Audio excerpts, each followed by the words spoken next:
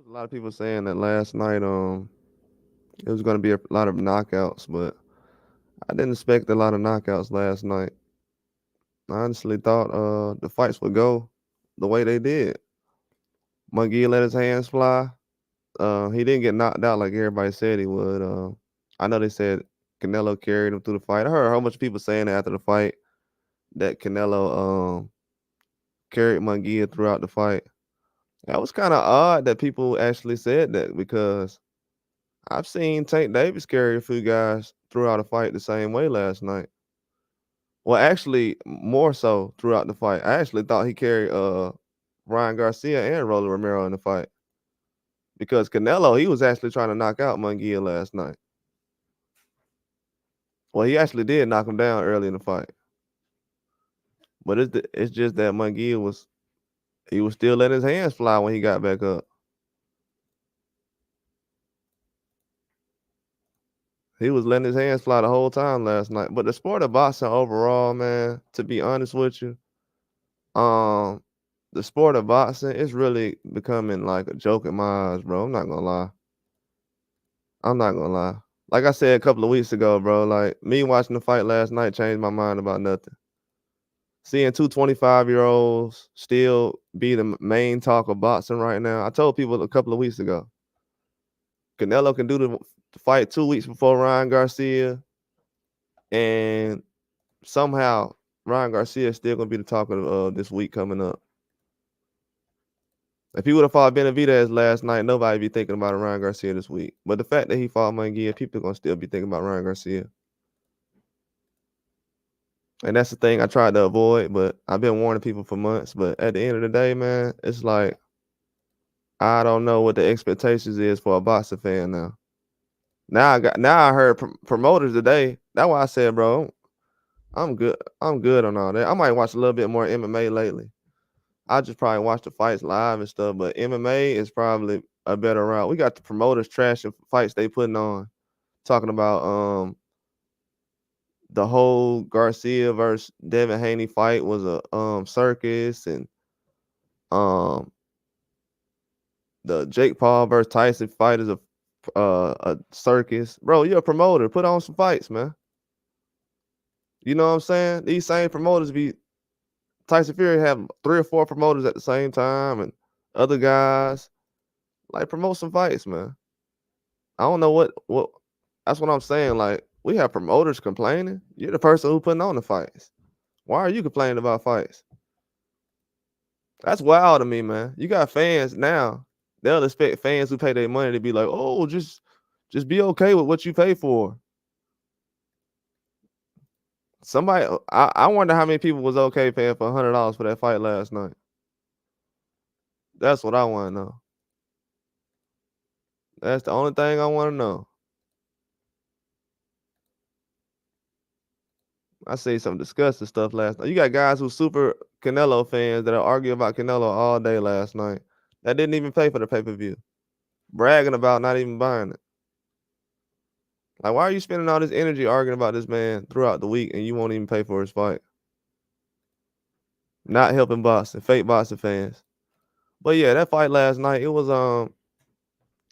left much to be desired, bro. Like to be honest with you, um, it kind of went the way I thought. That's why I said I don't know what boxing channel do you do be following out here talking about Canelo gonna get a KO.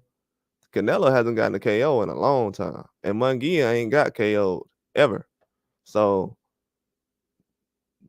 like, I don't know what kind of breakdowns dudes be looking at, but it is what it is. I mean, I know a lot of people lost money last night trying to bet on the KO, but I told people around this way.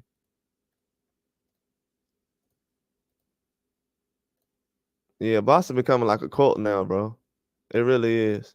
That's why I'm actually people think some people don't like Ryan Garcia.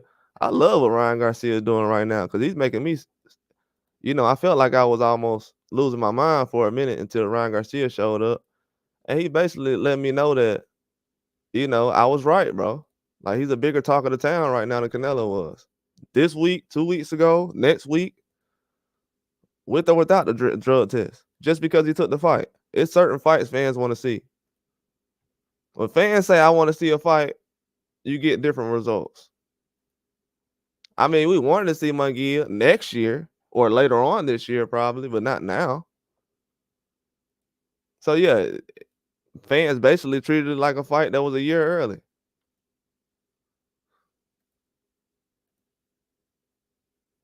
Kind of disappointing the promoters though, complaining about certain fights. I think boxing is exactly where it needs to be right now, in the garbage. Because if you look at it, man, with us taking the Bitter Bill fight away from the summer, yeah, the Terrence Crawford card is loaded. That card is becoming loaded.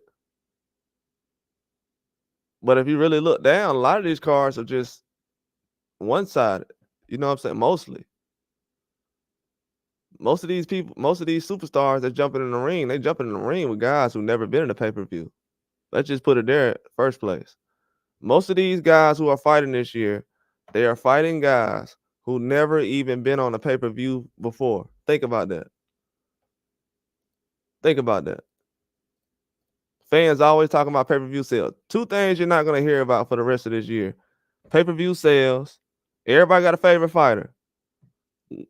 Everybody who sit up here and says other fighters pay-per-view sales, like Devin Haney and these guys, I want to hear pay-per-view sales for all these other fighters.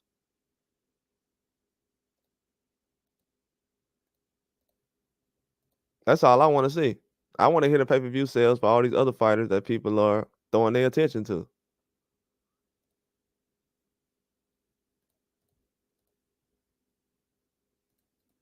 That's all I want to see. Boxing's becoming a joke, man. It really is. Around the world, to people, it's becoming a joke because now they think, I don't know if people realize it, but around the world they think that Jake Paul is the top American boxer because of how American media has done. Right now, most of the world thinks that Jake Paul. Most people know Jake Paul and they do Canelo because of how the media has pushed certain fighters. I don't know how the fans feel about that because they don't say anything until somebody else American on the internet is saying something. But when guys is putting out articles for years, like where was these people at when Canelo was failing drug tests? Never mind Ryan Garcia. What was these people at when Canelo was failing drug tests? Why wouldn't you have that energy for him? I ain't hear nobody saying that he was getting cheated. So it's like, bro, boxing becoming a fake sport, man. You can expose it all day and it's really not gonna do anything because these people love that, bro. They love living in a fake fantasy world that's damaging to the mind. People aren't learning anything about boxing. Like at least basketball fans, you know, they'll try to learn about what a guy's certain move is, or if he can shoot far away or whatever. These guys, they'll say a guy who ain't have a KO in 5 fights or something, be like, yeah, he gonna KO this guy. Like last night, them guys, both of them guys promised a knockout last night.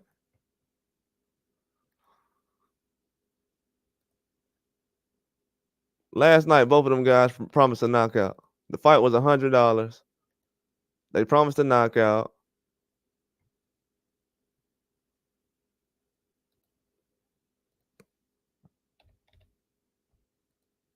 I don't understand. I don't understand. My thing is, I got a real question though. Like, was people super impressed by the fight last night? Was you more impressed by the fight last night or the fight? Oh, somebody said this. Munguia goes from 500,000 followers to 800,000 followers in a matter of hours. Example of how your stock can go up after a loss. Reminds me of Pitbull, Tank versus Pitbull, and how Pitbull's stock went up after a loss. That's a lie because Pitbull got more followers after Rolly Romero than he did after Tank. When he fought Rolly Romero, that's when his stock went up all the way.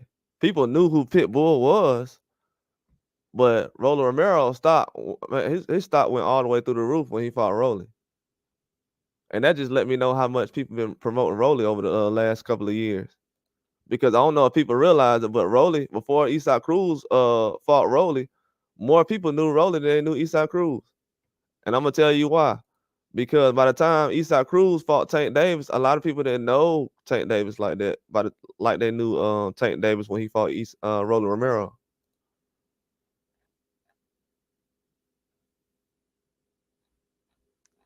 But it just proves everything I say, bro. Certain fighters can get knocked down in the fight, go 12 rounds. Like I said, if everybody except an American fighter can go 12 rounds and they'll be oppressive. Like I don't even gotta guess that no more. That ain't even something you gotta guess no more. It used to be, man, if you go 12 rounds in a fight, blah, blah, blah, blah, nah. If you're not from America and you go 12 rounds, you get knocked down, you get your face punched in, they gonna say you're a warrior, it was a good fight.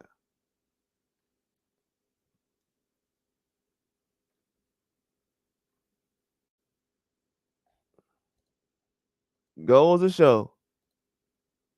My theories about this is not true, bro.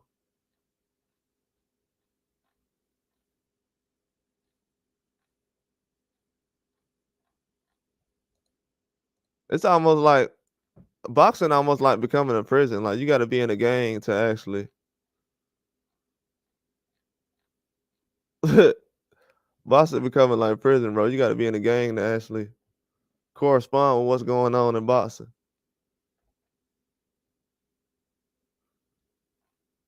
Really do.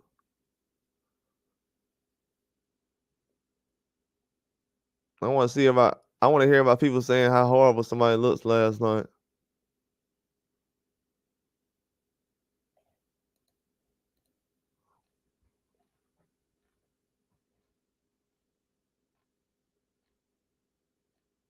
Yeah, boxing has to pick it up, bro, for real. It really has to. Because I see right now they're gonna want other fans to probably realize, hey man, I don't want these guys to realize that most of these guys who consider the face of boxing and top fighters right now, they're fighting guys who haven't been on pay-per-view or been a champion in the weight class. It's crazy, man. Dudes is in their prime and they fighting guys who's not champions. I thought these days in boxing, when you get to a certain age, you're fighting current champions and past champions.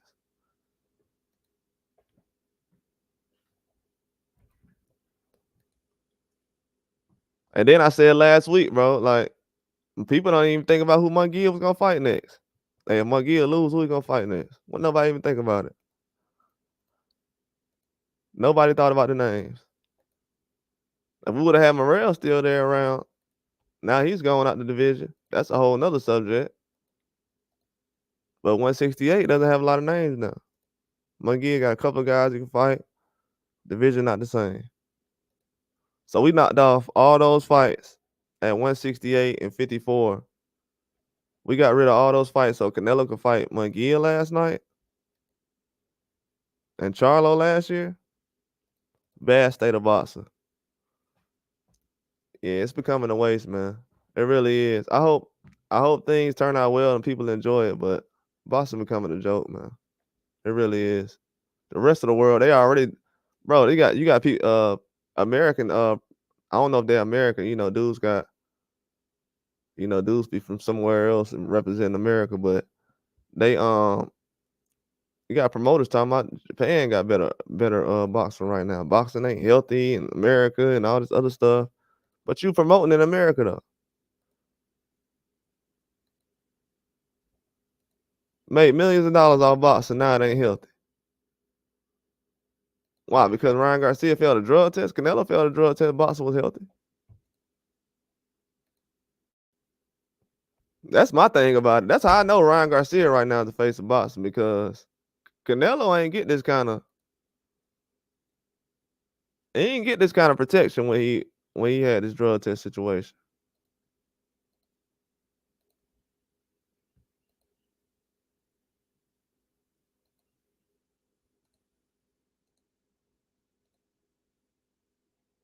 He ain't get that kind of protection. I don't see a lot of memes of Munguia being dropped either.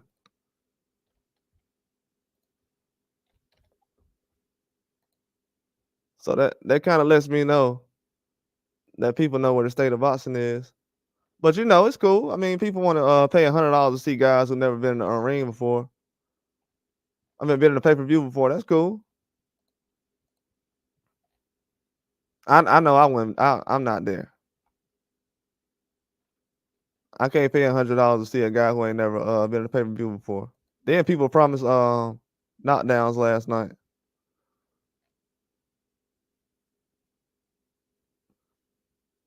Promise a knockdown. Oh, I guarantee the 8th round, man. Nah, that fight went 12 rounds last night.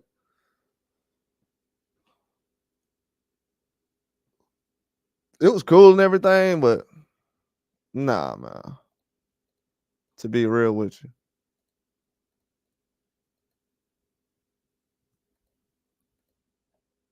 I mean it's springtime, basically summer.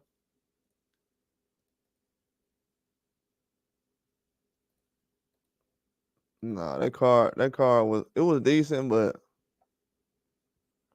I don't know. I don't understand the expectations now because with Canelo now, man, he's in a position now where he's probably gonna try to look towards Saudi Arabia later on this year, trying to make some fights with them. He's not gonna be too much worried about a Benavidez situation. I don't know why people was asking for Benavidez like almost a year after Canelo fought Charlo.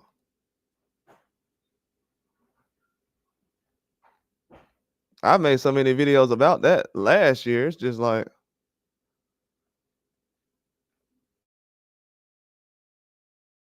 I'm not in the business of begging for fights no more. I think every fan should be like that. The sport will be more respectable.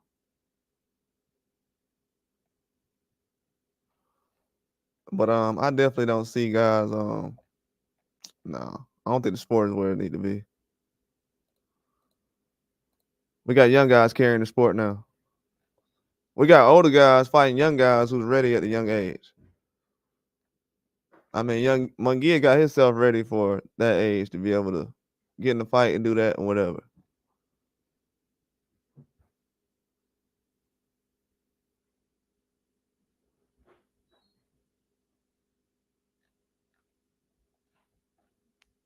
Yeah, that's definitely a whole nother situation. Then I wake up today, Benavidez go to Canelo fight, and people say Canelo Benavidez is scared. It's crazy because when you're a champion in America, you actually got if you're undisputed, like people like Terrence Crawford's undisputed, Devin Haney's undisputed. They expect guys like that to actually go to the fight, like to go to somebody else's fight and be like, "Hey, I want to fight you." I never seen Canelo show up, nobody fight and say, "I want to fight you." I've never seen nobody hop in the ring with him, so I don't know how people were saying. They probably have, but it hasn't been a moment where I actually remembered it. Like it's not memorable. Let's just say that. If it was, it wasn't something I remember. But the Benavidez fight, I mean, that's long gone, buddy. Benavidez at 175 right now.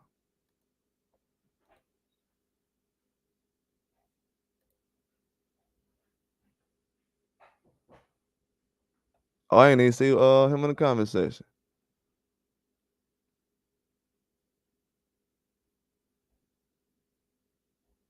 Oh yeah, I want to fight. I don't know that Blitz. I think he probably already left. What Blitz? You still in here? I ain't even see you coming.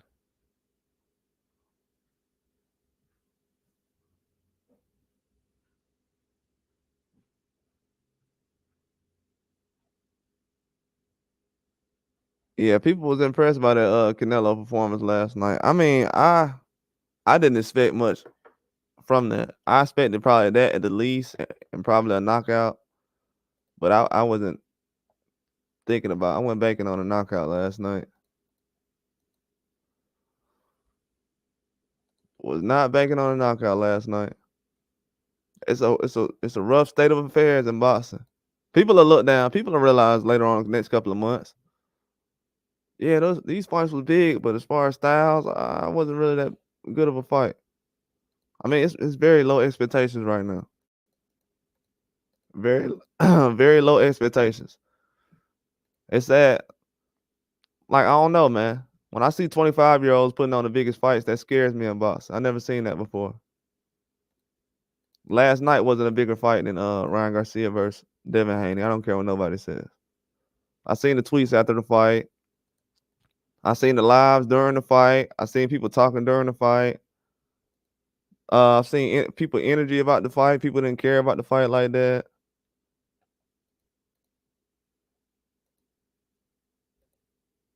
Like I said, bro, I'm just glad the Garcia situation happened because it gets to reveal who really likes boxing. A lot of these people aren't real Canelo fans because he got more. I seen Ryan Garcia get more support in the last couple of weeks than Ryan Garcia has.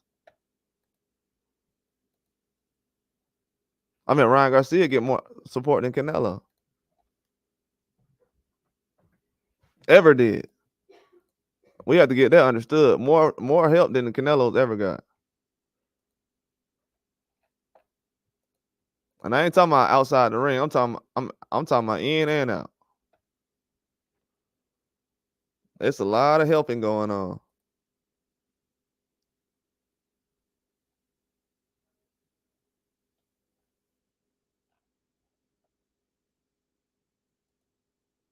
It's a lot of helping going on right now. But this is what they want. This is what they like in boxing.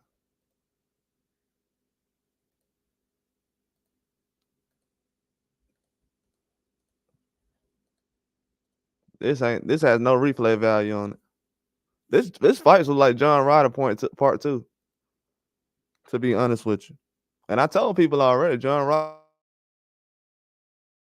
was hurting that fight against Canelo Alvarez.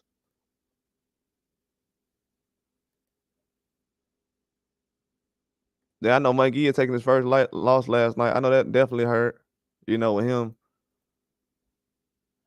he wanted to win the fight. You know what I'm saying? He ain't going there to actually be happy that he won, but um, I don't know. I feel like they almost set him up.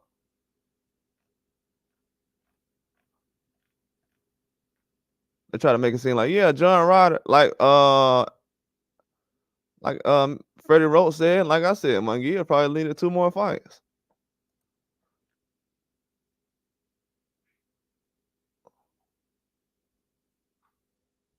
Like I said, Canelo and them guys, man, they need probably 2 more fights, man. But the David Benavidez fight is something everybody want to see, but it won't happen, man. You got to have real boxers who actually want to put on fights for the fans. We don't have boxers that fight for the fans no more. We do, but they're under 30 years old. Well, you got Terrence Crawford and other guys. I think Lomachenko still accepts fights.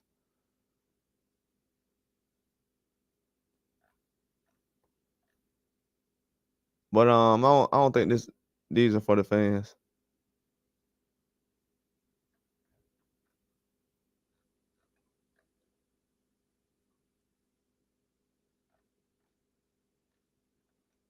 People just asking him to fight Benavidez. Please, please. Man, you gotta bet this man to fight Benavidez, bro. Gotta bet this man at this point. If it's any point in boxing where I gotta beg somebody to fight somebody, I'm in the wrong sport, dog. I'm definitely in the wrong sport. The only guy that was gonna fight the number one guy right now is Beterbiev and Bilbo, and that fight got canceled. That's the fight I was really looking forward to. Everybody else, I wasn't looking forward to what they were doing in the ring.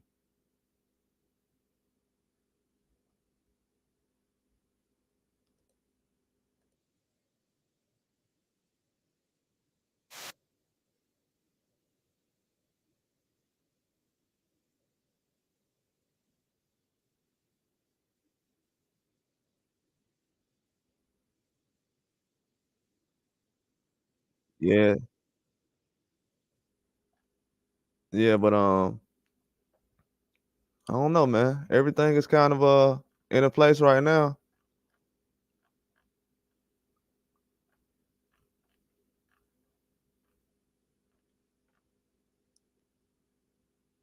Everything in a place right now, man. Well, I ain't really interested in it.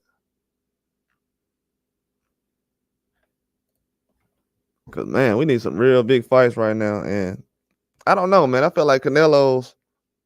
To be honest with you, Canelo, yeah, he still was top notch last night, but it looked like he's starting to lose a step. Not that he's done or anything, but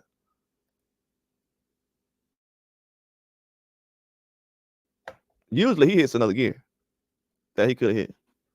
I feel like looking at some things he probably did lay off, but he had some chance in the 12th round. People thought he could have got knocked out, but I think that was more so on Munguia being tired because Canelo was tired himself. Like he wasn't in there just doing anything. He wasn't in there just doing anything, but it all depends, man. The fight's gotta happen.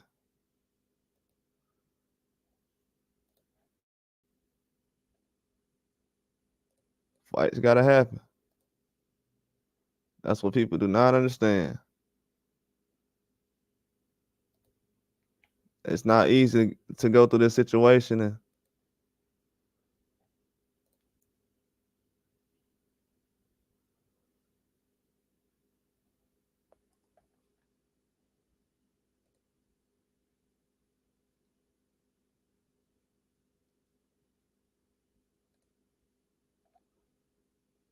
oh, what's up, Jay Will? What's going on, man? You doing all right, bro?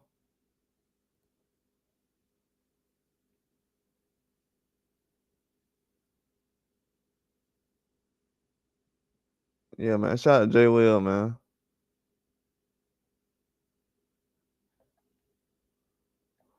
How you like that fight last night, Jay Will?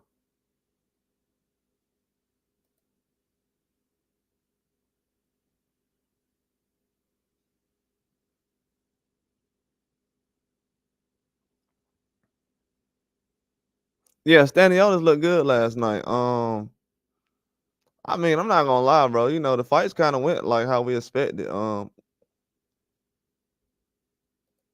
Wasn't really any knockdowns in the fight.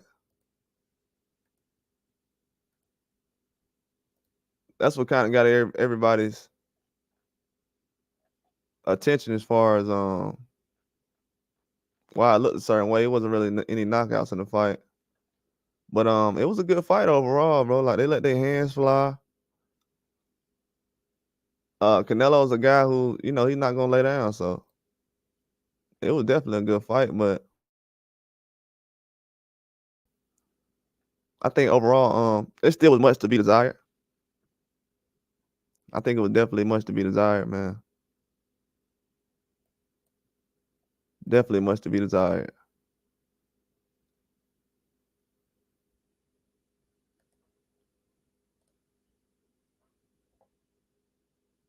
But yo, yeah, I had put a video about that, man. Him fighting Berlanga. I put that video up last year. I'm telling you, bro, they be putting the news out about who they gonna fight. They put that news out. I realize that now. These promoters, man, bro, boxing so terrible. People if people knew how bad boxing was right now, man, it's so hard. It's so hard to cover boxing.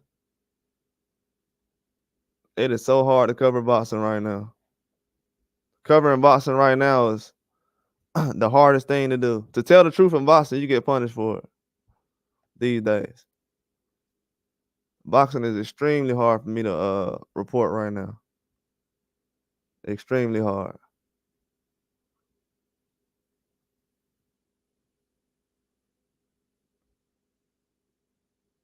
Was it a master class? Nah, it was more so like what he did against John Ryder, except this time it was like John Ryder fight. It was like the John Ryder versus Canelo. Keep it a buck. It was the same thing. John Ryder versus Canelo.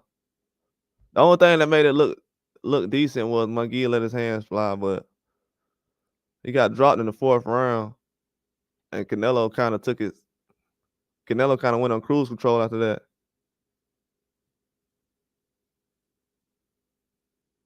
Oh, Triple G did that? Oh, I ain't remember. I ain't like Triple G around that time because I knew he was trying to ride Canelo coattail. But I mean, he could have jumped in the ring, but like Berlanga said last night, he already has a fight with Canelo. So I don't think him jumping in the ring last night would have changed the fact that Berlanga already talked to Canelo last year about fighting.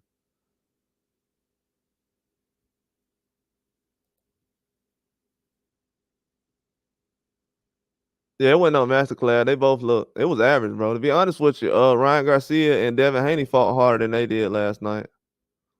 No disrespect. I'm just keeping it a buck. You see the excitement around the fight, Jay Will. Like, there's not no excitement around the fight.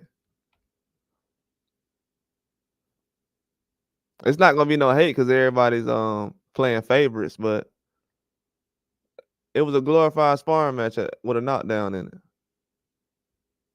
That wasn't no Mexican style. I heard Tim Zoo said last night that was Mexican style. Mexican style is the best. Everybody like Mexican style, but that wasn't Mexican style last night. So I feel like he was just he just on one. That wasn't Mexican style last night. That definitely was a Mexican style last night. The crowd wasn't going crazy last night. That wasn't Mexican. And they was packed to the roof last night. That wasn't Mexican style. That definitely wasn't. That kind of proves a lot by what I said. It was more Mexican style than Devin Haney and Ryan Garcia fight than it was last night. He said, "Do you think Munguia maybe fight some Billy next?" And Billy was supposed to fight Morrell. I think they're gonna give him Billy. And Billy already has a fight. He fights in 3 weeks. I don't think they're gonna try to move Morrell that fast. I actually think Billy needs to clean up some stuff because the way he fought against Rohan Murdoch, you can't fight like that against Munguia. Munguia is not a bum. I think Billy would have a little bit more trouble with Canelo right now than Munguia. Even though Munguia got dropped last night, Munguia got dropped because he tried to walk down Canelo last night. He won the first 3 rounds, but a lot of people not gonna win the first 3 rounds against the Canelo. But to say that though, I'm gonna tell you, nah, it wasn't the first 3 rounds. It was 2-1. A lot of people said 3-0. But if you win 2 out of the first 3 rounds with Canelo, you should win that fight.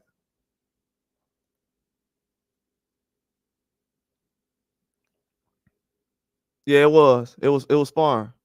To be 100 compared to the other fights, Canelo could have put the gas down. People said Canelo, hey Nick, a lot of people said Canelo, he kept Munguia in the fight, like helped him survive. I saw the 12th round. I didn't really pay too much to it. I was covering it, but I wasn't paying too much. I was already looking away by then. But I mean, yeah, he probably carried him a couple of rounds, but I've seen, like I told people earlier, I've seen Ryan Garcia and Rolly get carried by Tank a couple of rounds. Cause you remember Ryan Garcia got dropped in the 2nd round. So I felt like he got carried a little bit a couple of rounds. Because Tank wasn't punching too much throughout the fight. But Barrios, he looked pretty good last night. I mean, the thing about Barrios was he got caught last night with Maidana. Maidana threw a shot last night that almost knocked Barrios out. Barrios was winning. He was dominating throughout the fight, but he almost got knocked out. I don't know when it was. It had to be like the 4th, 5th round. I think by the time I seen the 6th, 7th round, he already had a swollen eye. I think in the middle rounds, he got caught with a left hook at the last second. And when he came back like 2 rounds later, you couldn't really see it because Barrios wasn't really changing the camera guy was horrible last night. But I seen his eye last night. It was closed like by the 6th, 7th round. I was like, whoa, this dude's eye shut. So Barrios kind of he couldn't see out his right eye for like half of the fight. So all he can do was use one eye. So a lot of shots he was catching was his equilibrium was off. He couldn't really see where the shots was gonna come from because his eye was shut. But he was aggressive. He was using a power jab all last night. Maidana was fighting his butt off last night. It was hard for Barrios to get a stoppage last night. He knocked him down, but a stoppage was. And Mario Vargas caught him good with a right hand too. He used that power jab last night for like 3 or 4 rounds. Then he came around with that right hand on Maidana's chin. And the thing about it is that impressed me about Barrios was Barrios, his punches got faster as the fight went on. And Maidana, his speed saved him after he got knocked out. He started using his speed and his left hook and his combinations. And that kind of helped him get through the fight. But I think Barrios looked good, man. He looked he just took a bad shot. Without that shot last night, his eye would have been closed. That one punch he took last night closed his eye. I mean, he got caught with some shots last night, but after he caught that one shot and went to the corner, because I told everybody, I said, man, it look like Barrios got he almost got knocked out just now. Y'all see his legs and everything? I was telling everybody in the broadcast, I said Barrios' legs look shaky walking to the corner. And then when he comes out of the corner, his eyes swollen shut. And I was like, whoa, he did get hurt. I wasn't expecting Barrios to KO Maidana. I'm gonna just be 100 with you.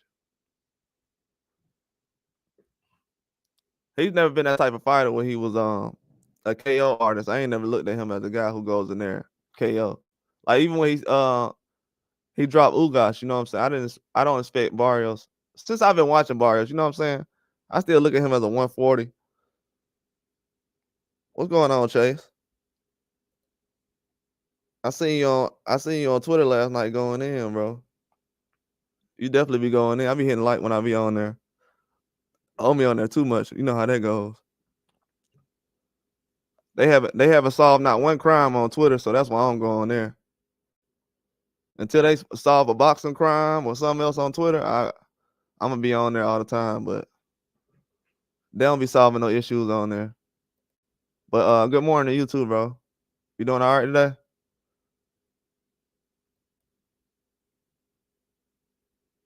Yeah, it was 3 times. Okay. I agree with Nick on that. 3 times. 3 times. That sound like a correct answer right there. 3 times is good. Yeah, shout out to Jay Will, man. Getting that work in last night, bro. Absolutely, man. Appreciate you for coming through after a long night of work, man. Everybody shout out to Jay Will. Oh, it was it went how I thought it would. You know what I'm saying? It was basically a John Ryder versus Canelo part 2. It was a John Ryder versus Canelo part 2. I think Canelo getting that injury against John Ryder and John Ryder going 12 rounds. I think a lot of fans kind of put their stock into how Munguia knocked out John Ryder. And I've been telling people for months, John Ryder was done by the time he got to Munguia. You know what I'm saying? Once a guy retires or he talks about retiring, just like Neary against Inoue, he's talking about, yeah, boxing getting boring. I'm almost done with boxing. And you finna fight Inoue? And you talking about boxing boring? Come on now. Like, bro, we gotta understand what I'm talking about. People think I be complaining about boxing, but Canelo last night in Munguia, it was a good fight. It was entertaining, but I just feel like overall, Canelo has to put himself in a position where Ryan Garcia. This is my thing about it, Chase. The fight was a good fight. They let their hands fly. Canelo, he didn't back down. He stood in the center. He didn't do a lot of holding or nothing like that. He was jabbing, which was very impressive. I will say that Canelo jabbing last night impressed me as far as him actually sticking to the jab throughout the whole fight. That was very impressive. Very impressed by what he did last night with the jab. And I'm being honest about that. Canelo jabbing last night is something everybody ain't gonna talk about, but I was very impressed with his jabbing. He out jabbed Canelo. He out jabbed Munguia last night. He out jabbed Munguia last night to the point where Munguia stopped jabbing and put himself in a position to get knocked out. That's the crazy thing. Munguia was winning with the jab. Then when Canelo started jabbing, Munguia leaves the jab alone for the rest of the fight and just start trying to exchange. And then later on in the fight, to actually last throughout the fight And this tells you that guys are trying to go for the knockout and not actually win the fight.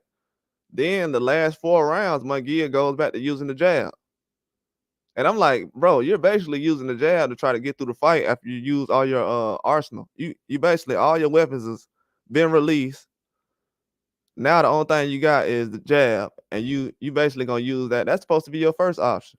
It was your first option. You won the first 2 or 3 rounds with it. Yeah, he took some shots last night. Yeah, he took some shots. He definitely took some shots. Yeah, he took some shots. He looked a little buzzed.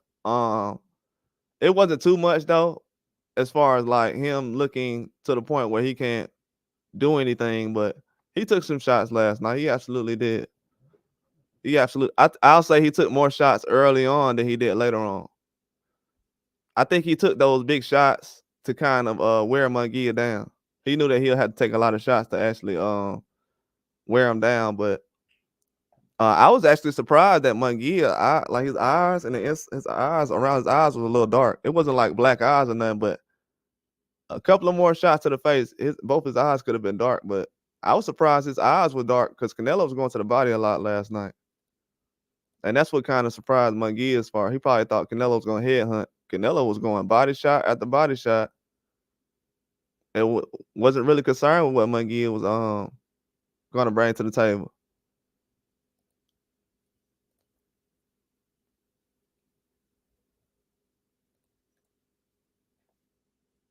But I think Munguia, man, he's a good fighter. Like Chase was saying, I think Munguia is a good fighter, but he's early, bro. Like I don't think a Derevyanchenko who came up from 154 and John Ryder is gonna be able to prepare you. I feel like he needed 2 more fights at 68. And I'm very like it's hard for me to kind of be excited about this fight because I know that Munguia wanted to fight Benavidez last year and this year. So it's kind of hard for me to actually be on Canelo's support anything Canelo because of the Munguia situation. Kind of stopped that fight. Yeah, the Figueroa fight was decent. Magaleno, he did a lot of holding though. He did a lot of holding. He actually was jabbing and letting his hands go pretty well early in the fight. Magdaleno, he threw me off last night, to be honest with you. He boxed good early. He was jabbing. He was going against a guy who's 4 inches taller than him. And Figueroa was fighting Magdaleno chest to chest last night, but Magdaleno, and he's a short guy, so that should have been a blessing for Magdaleno. He should have been like, oh, thank you. But instead of that, he's leaning on the ropes. I'm like, bro, you got a tall guy fighting in close range, and you're leaning on the ropes, and you're in shape, and he was in shape. So, and he got a low blow in the middle of the fight. Then later on in the fight, he got put down with a body shot.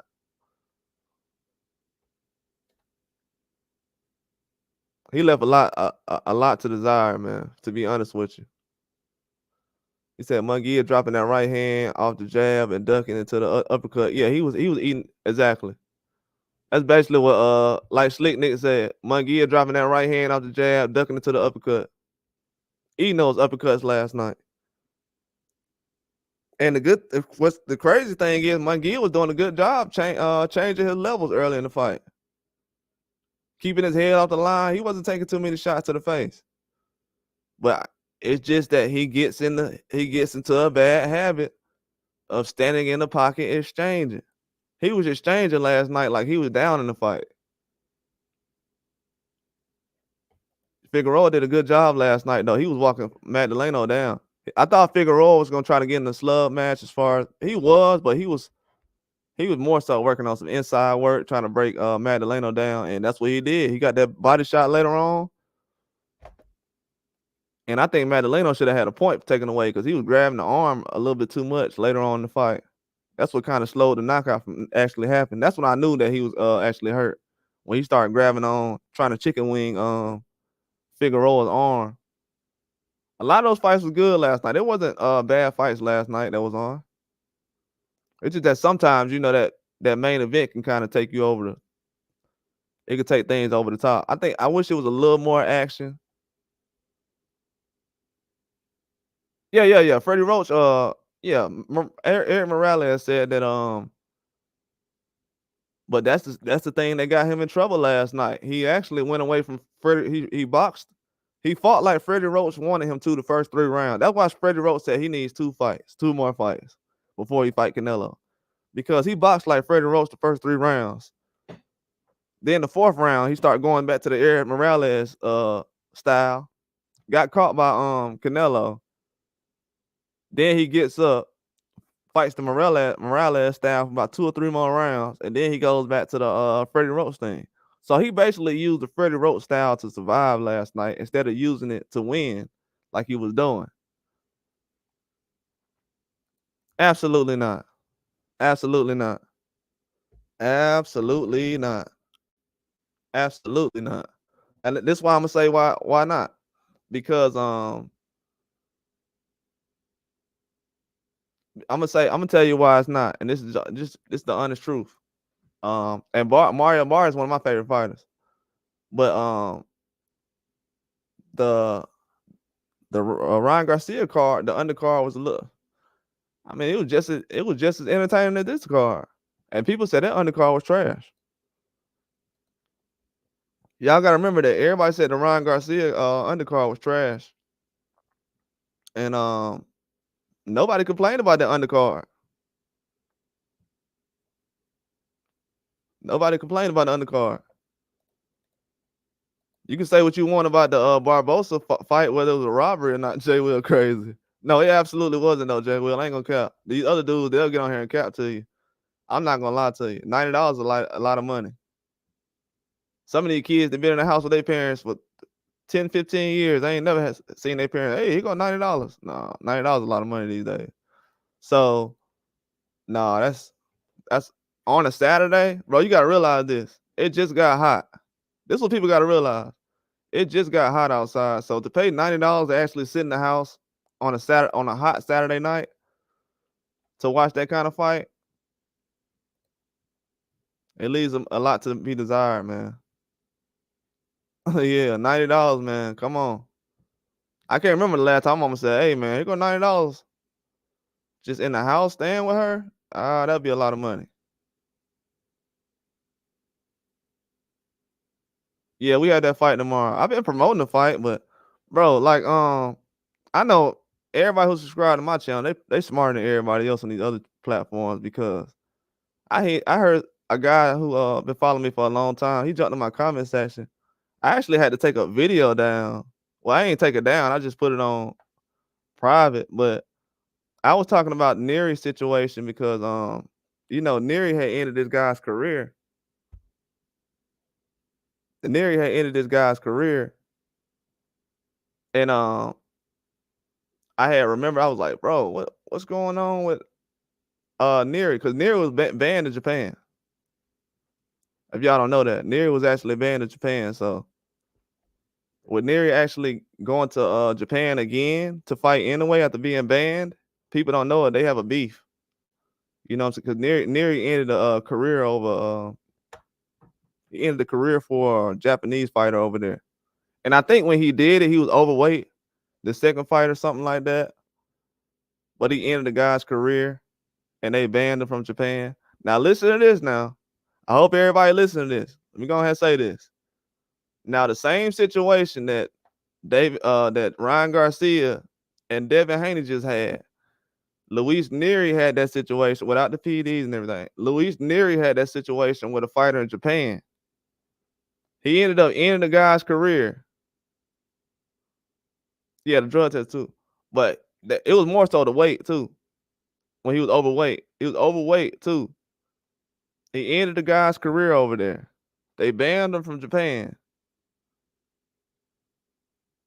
Now Anyway comes along and say, I want to fight him. They lift the ban off. Now, mind you, when they made the fight, that Anyway was gonna fight Nery. Nery was still banned in Japan. So I was putting out videos saying, how are you gonna have Nery fighting in Japan when y'all banned him from Japan? So the same people that banned Nery from Japan, they lifted the ban to come fight for him to fight. So they're gonna try to destroy him at that fight. I'm not picking him. They're gonna try to destroy him. Anyway, gonna try to make that fight go 12 rounds and try to make him quit. And people say it's not a beef.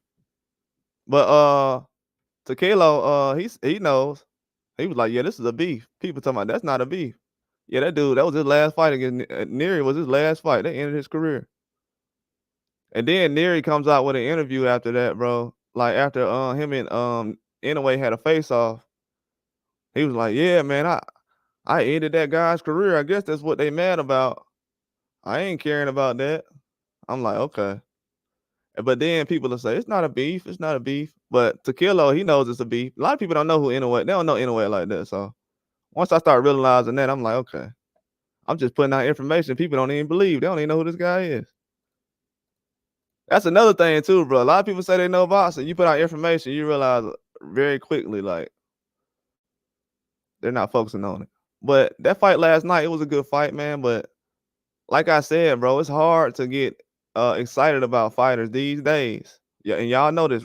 Let me give you an example. Ryan Garcia is 25 years old. He's been in 2 pay-per-views, one at 24, one at 25.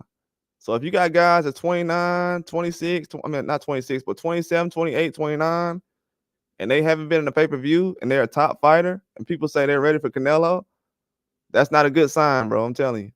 A guy who's never been in a pay-per-view ever, and that's what the fans hold things the standards for. They think everything's about pay-per-views and numbers and money, but we got guys who never really been in pay-per-views. So first of all, he hasn't been against an opponent big enough to even be in a pay-per-view. And the first big fight he gets is Canelo. Your first big fight should not be Canelo, no matter who you are. Even with David Benavidez. In America, nobody ever said, hey, man, David Benavidez's first big fight should be Canelo. Nobody ever said that. He fought Caleb Plant, and that was a big fight. Way before people start bringing up Canelo's name. They didn't bring up Canelo's name until he fought Caleb Plant. But he was talking about Canelo years ago. But he had to have a big fight to be considered. That's why the things over here, the standards are starting to change. Now, I don't know if people realize that, but the standards are starting to change. They trying to punish me for telling the truth about fans. Every time I say something about fans, they want to get at me for telling the truth. Three things YouTube don't like me saying right now is how fans, when they go 12 rounds with an American fighter, the American should retire. But Munguia gets dropped and he goes 12 rounds. He should not retire. That's one thing that they like. Another thing they don't like is people questioning Ryan Garcia. Another thing they don't like is people questioning Floyd Mayweather or Tank Davis for some reason. I've been on here long enough to realize that they'll give me more flack for talking about those guys than they actually would Anthony Joshua right now.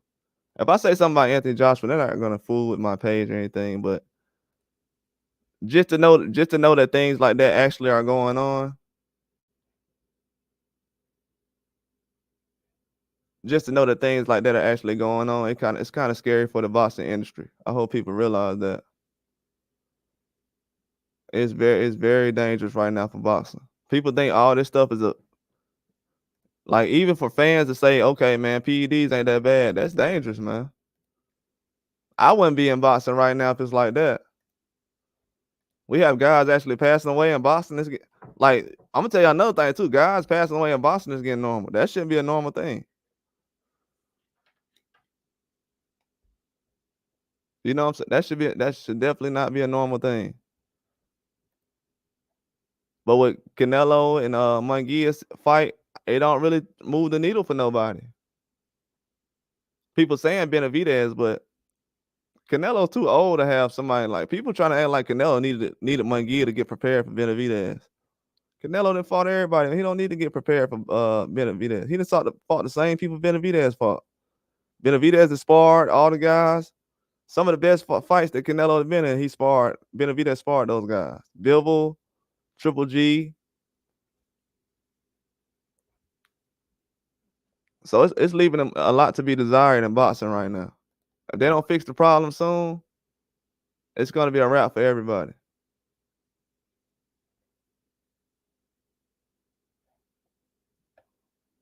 And that's the truth. They don't start that soon.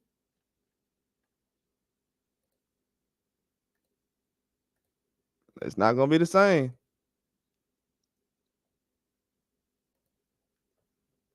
Definitely not gonna be the same.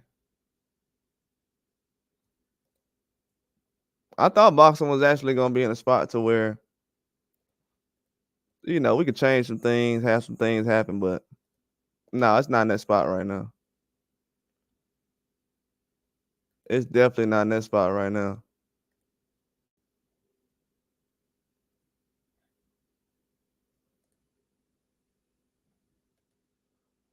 It's definitely not in that spot. If we don't say boxing soon, it's gonna be over. It's gonna be over in boxing. That fight last night wasn't worth it, man. Oh, Chase said Tank said yesterday. I'm sitting here talking. After he fights Frank, he wants Shakur Stevenson. Yeah, Tank been saying that for a minute as far as Shakur Stevenson, Chase. That's why I'm my thing is right here, Chase. As far as this Tank Davis and Shakur Stevenson, I feel like Shakur Stevenson probably, from the way it's look, because Shakur Stevenson is younger. You know this, Chase. Man, Shakur Stevenson might move up to 140 for Tank will. He's not finna wait on these guys. I know one thing I do know is Shakur Stevenson already called out Loma.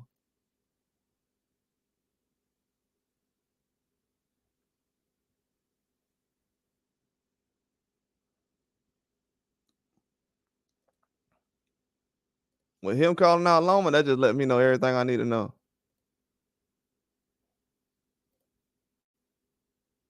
Oh yeah, it's gonna be a fire. These next couple of fights. These next couple of fights gonna be fire.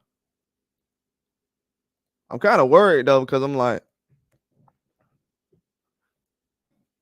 with Lomachenko, I don't know, man. To be real with you, I'm kind of scared to see Lomachenko fight, man, and Usyk and Fury, because I'm telling you why.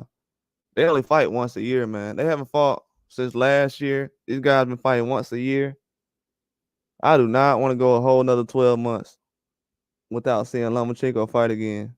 I think a lot of that is actually that's what's gonna be hard too, Jay Will. It's gonna be hard for to get excited for certain fights when they popping up every 7 days, because we're not used to that. Even like Jay Will, even with this Canelo fight popping up 2 weeks after Munguia, after Ryan Garcia fight, it's kind of hard to build up the energy kind of to watch this fight. No, he wasn't taking selfies. He was talking about that live I did, man, a couple of months ago. About that sparring match. I told everybody months ago before they did the fight that Tank Davis would possibly fight Frank Martin based on the sparring match they did. And the first thing Tank did when he seen Frank Martin was show him a sparring match. So those days of people saying, "Hey man, guys is fighting sparring partners." I remember when people said Deontay Wilder was fighting a sparring partner. Where are those guys at? Because these guys are fighting sparring partners. I don't know if people know it, but Munguia used to spar Canelo. They used to spar. Canelo has sparred Munguia before. So all those days of people saying, "Hey man, these guys fighting sparring partners." Yeah, these faces of boxing are fighting sparring partners too. So don't act like these guys out here looking for the best. Oh, you said Tank and yeah, I like Tank. I like Tank. I like Tank. I like Tank. But one thing I do know that I gotta be a realist. Tank about to be 30 years old. And Tank's not he's not a tall, slender guy. And he's not a workout warrior either. So I don't see Tank Davis being 34 years old, being in the best shape of his life. And you could tell, like, standing next to Frank Martin standing next to Tank Davis. Yeah, Tank Davis has abilities in boxing. He doesn't have to be the biggest, strongest guy, but he's not like a super workout warrior like that. I don't want to be disrespectful because he is, you know what I'm saying? But I'm talking about as far as like longevity, as far as overall. Y'all know what I mean, man. Ask Bernard Hopkins what I mean. He fought till he's 50 years old, so he know better than anybody.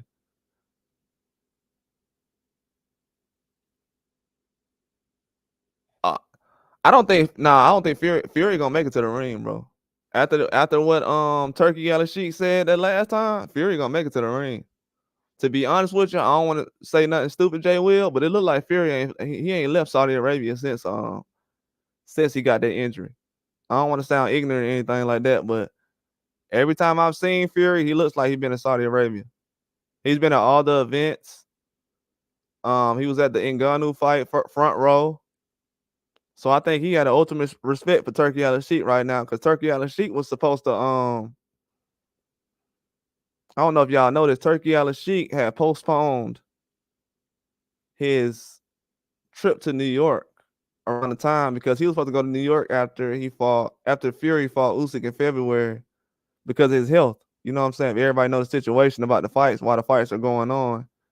It's because Turki Al-Sheikh has health issues, and he wanted to see certain guys fight before that was all over with. So yeah, Fury canceling the fight right now would be it would end his career. Yeah, Yildirim as well. Yeah, Yildirim as well. That's why I gotta keep it a buck. You know what I'm saying? I'm a huge Tank Davis fan. People might not know it, but I gotta hold bro accountable, because I can't sit around here and make videos about Canelo and he doing the same thing Canelo doing.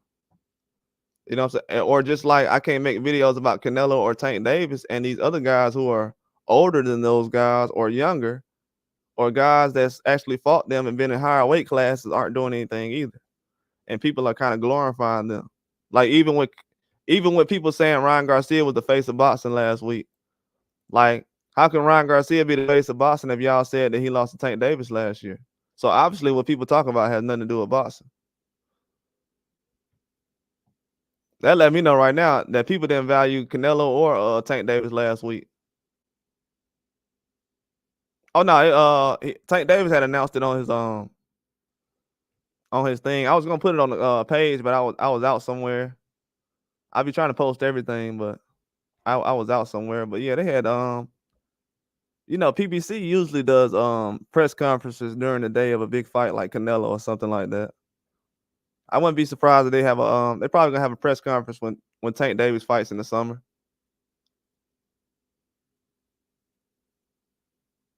Yeah, yeah, a lot of people talking about it. It has to be talked about because most of the people that's actually talking about it are saying that it's okay in boxing. If PEDs is okay in boxing, I'm gonna have to walk away from boxing. I go to MMA tomorrow. I know just as many MMA secrets if I know boxing secrets. If that's what we own, I feel like that's the energy I've been seeing for the last couple of weeks. Canelo took his drug test. He took his failed drug test like a man. Yeah, he said the meat and all the other stuff. Yeah, but he ain't get this kind of support. That's why everybody kind of looking at it like we supporting PEDs. And some of my favorite guys is not in baseball, ain't in the Hall of Fame because people said they took PEDs. So yeah, that definitely ain't gonna happen. People talking about Barry, bro. If y'all ever know, if anybody's ever watched baseball, every time Barry Bonds went up for a home run, they were talking about steroids. Man never failed a drug test. And the thing that people don't realize is people not even the fans don't even care too much about the drug test for Ryan Garcia. It's the fighters that care about it, because a lot of fighters right now, they feel like, okay, he just made $40 million on drugs, allegedly. So that's one thing. So some fighters are saying, man, if I was taking drugs, I could have made $40 million. Or if I was acting crazy, I could have made $40 million. So that's why a lot of fighters are kind of looking at it like, man, hold on. It's more fighters mad about it than fans. I think people don't realize that. And then I heard people saying, yeah, Teofimo will fight him. Yeah, he said that before he failed a drug test. He didn't say that after. Teofimo's been in the ring with Ryan Garcia. So Teofimo would know better than anybody, like, whoa, hold on, he's on PEDs? Oh, no, I can't jump in the ring with that. So I feel like that's why so many people talking about it. That's why I was bringing it up. But I didn't know that I was going to get, bro, I'm not going to lie, bro. They actually got mad at me for talking about the Ryan Garcia drug test.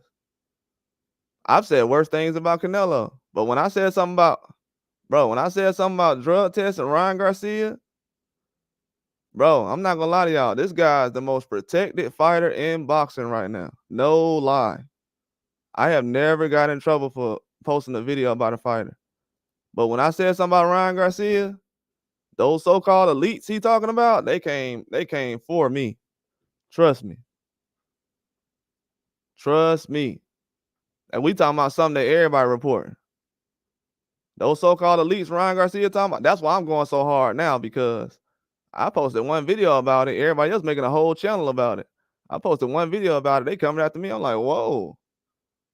Oh, okay. What's up, Ryan? What's going on? They didn't even want me to post the video. I've only had one video flagged ever on YouTube. And the video I had flagged was McGregor saying that Ryan Garcia deserves a lifetime ban. YouTube flagged that video. But for some reason, Ryan Garcia is, the elites are after him for some reason. Sound like protection, buddy. Sound like protection. I'm pretty sure if I said Deontay Wilder name in there or Devin Haney, they wouldn't have flagged the video. So yeah, people, y'all watch out for what y'all say about Ryan Garcia on Facebook, Twitter. I'm being dead serious. No joke. Y'all watch out for what y'all say about Ryan Garcia. Anybody else they consider a face of boxing. Canelo, they don't really care too much about. But these other guys, watch what y'all say about these guys. These guys are protected out here. They'll get your Facebook shut down. Keep trying to believe these guys. They have elites out there if you want to. I'm telling you, it's wild. That brother ran game on me. He definitely, Ryan Garcia running game, bro. He's definitely pushing some. Yeah, I'm very disappointed in that. Because I actually reported Ryan Garcia for the last 12 months like a journalist, like a real journalist, while everybody else was throwing out narratives talking about he need to fight MMA guys. They said 10 days, Jay Will. A lot of people said it's positive already. From my experience of taking drug tests like that, it's going to come back dirty. Period. It's going to come back dirty. It's going to come back dirty. Those sealed, that's why y'all always see those Quest Diagnostics people on the, bro, somebody getting their, you can go to jail for messing with somebody's drug test like that. Like, to be honest with you, when you're in a situation like that, you have so much confidentiality. You're already signing stuff. They sign the confidentiality immediately. Ryan Garcia can mess around and be a billionaire if they sit around here messing with his drug test. Like, serious. I'm serious. So people throwing around hey, he might have failed a drug test. If that drug test comes back looking crazy and Ryan Garcia didn't fail it, he'll be a billionaire from suing these people. He'll be a billionaire, certified. He just got to take it. My thing is, them stretching it out is making his reputation worse. If he would have just, because he didn't really make too much deal about it. He just said, but the video he started putting out, it kind of made the followers and stuff. That's why he's trying to calm down from it now. He kind of thinking now, like, man, I kind of spazzed out too much last week, telling my followers about all this drug test. So now, when he was talking to Jake Paul, I saw the energy from him. He kind of like tired of talking about it. Man, he's a young guy. I know he made a mistake. I know a lot of people that took substances out here in their life, but at the same time, brother, this is a guy you done beat 3 times already. That's the only thing I'm saying. Like, why? I was just giving Ryan Garcia credit for stepping in the ring, to be honest with y'all. To be 100 with you. I didn't have super high expectations for he need to do this. I just wanted him to be somebody who helped carry the sport of boxing. I still give Ryan Garcia his credit because he's actually said a lot of truth. You know what I'm saying? Ever since he's fought Tank Davis, guys have been jumping in the ring.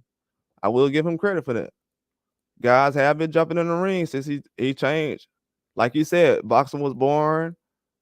They had a lot of fake boxing going on. He didn't want to say Jake Paul to nobody, but he said the gimmick boxing was starting to take over, and he wanted to do something about it, and he did. And I give him full credit for that. Hey, and then the last drug test that he failed, that B sample, they said it was I just had a story come out about it. I'm gonna do that story for you, Jay Will. They just said something about his B sample. He's actually supposed to, I don't know if he fought already recently. He either fought a couple of weeks ago or is he gonna fight in a couple of weeks? Either one.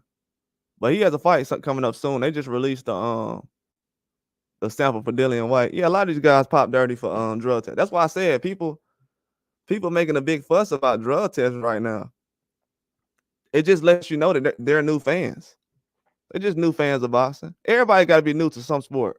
But my thing is, bro, I never go into a new sport. Like even when I was learning MMA and stuff like that, I never went into the sport actually thinking I knew everything. It takes you probably 10 years to know most stuff in a sport. But these days they come into the sport. Even when I'm talking about the sport, bro, I don't really be. Y'all know that, man. I'll kind of ask you guys questions in the comments, or I'll go off of y'all information. I'm not gonna be like, yeah, no, unless I know. You know what I'm saying? If I know I'm doing my research and I know somebody's pushing a narrative,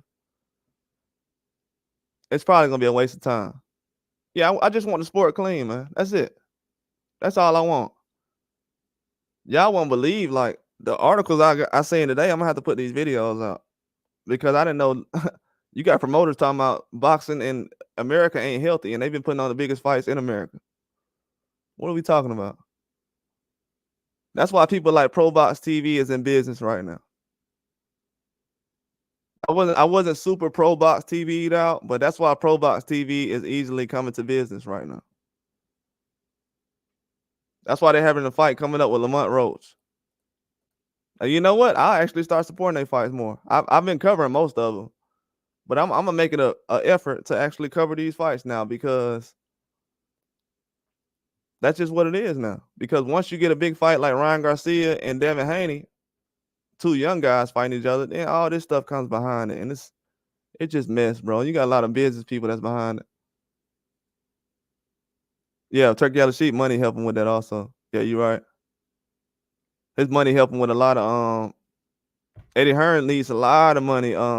This allegedly, but he needs a lot of money from Saudi Arabia right now. He spent too much money on Canelo, Triple G. All he got out of that was Devin Haney and PBC. I mean, Devin on the zone. He got Munguia. He had Munguia over there. Danny Jacobs, Andre. You know, all those fighters. When he had Tevin Farmer, all those guys over there on the zone. But the money he had before, it kind of ran out, bro. Like he said, he was doing frivolous spending. I think he paid one fight, and it's sad that Eddie Hearn said this out loud, but he said the one fight he regrets paying is Mikey Garcia, and man, I forgot who that fight Mikey Garcia had. The name just left me. I know the face, I can tell his face, but I can't think about it. It might have been Vargas or somebody. I can't really think about it, but he paid like almost $10 million for that fight. You know, around that time, that was more than what top guys were getting in boxing. You know, around that time, top guy was getting $5 million. I think he got like $7 million for that fight. Yeah, I just want the sport clean, man. I just want the sport clean. But I'm very disappointed, bro, in the sport of boxing and the way this country is right now. You know, I never knew that I would actually get in trouble for actually talking about wanting to clean the sport up. I've seen Barry Bonds, so I know what side of the fence these people, these creators, platforms, and everything are on, because I over the years I've seen Barry Bonds get criticized for years about drugs. For years. ESPN, all these people, they made billions of dollars, millions of dollars, allegedly, millions of dollars on talking about Barry Bonds being on drugs, and he never failed a drug test. The one time I talk about a guy who actually failed a drug test, it's negative. Now, what's negative? So people taking drugs ain't negative. And these the same people that'll sit up here talking about weed is bad. Everybody was laughing about Keyshawn Davis when he was smoking a blunt. So Keyshawn Davis got a no contest in his fight December. All y'all gotta do is go to Twitter and type in Keyshawn Davis and weed. Type in weed, blunts, Keyshawn Davis, weed, Keyshawn Davis, marijuana. And you're gonna see everybody with laughing emojis and everything. As soon as the same situation, Ryan Garcia get caught with some dang on drugs in his system. Oh yeah, Victor was but you gotta understand though, like I was telling people, if a guy who used to give out drugs to the top athletes in the world tells you that you're dirty, that's a sad situation. Oh yeah, most of these guys rats. Yeah, most people in America are rats. Yeah, most people in America are rats. But we gotta understand though, before they came over, before with Victor Cunny, with the Victor Connie situation, most of the people that Nike was dealing with back in the day was dirty fighter. People that was on that was Victor Connie clients, bro. You know what I'm saying? Like most of the people that Nike and all these people, I'm just saying, most of the people that Nike had signing them, like Marion Jones, A-Rod, all these people, they was on juice. They was juicing, allegedly. You know what I'm saying? But these companies, they love that. They love the people that's on the juice. These people who are clean and they're doing things the right way, they don't like that. Look at what's the guy's name? Lance Armstrong. They had the little armbands for Lance Armstrong. I forgot what the strong was, the campaign.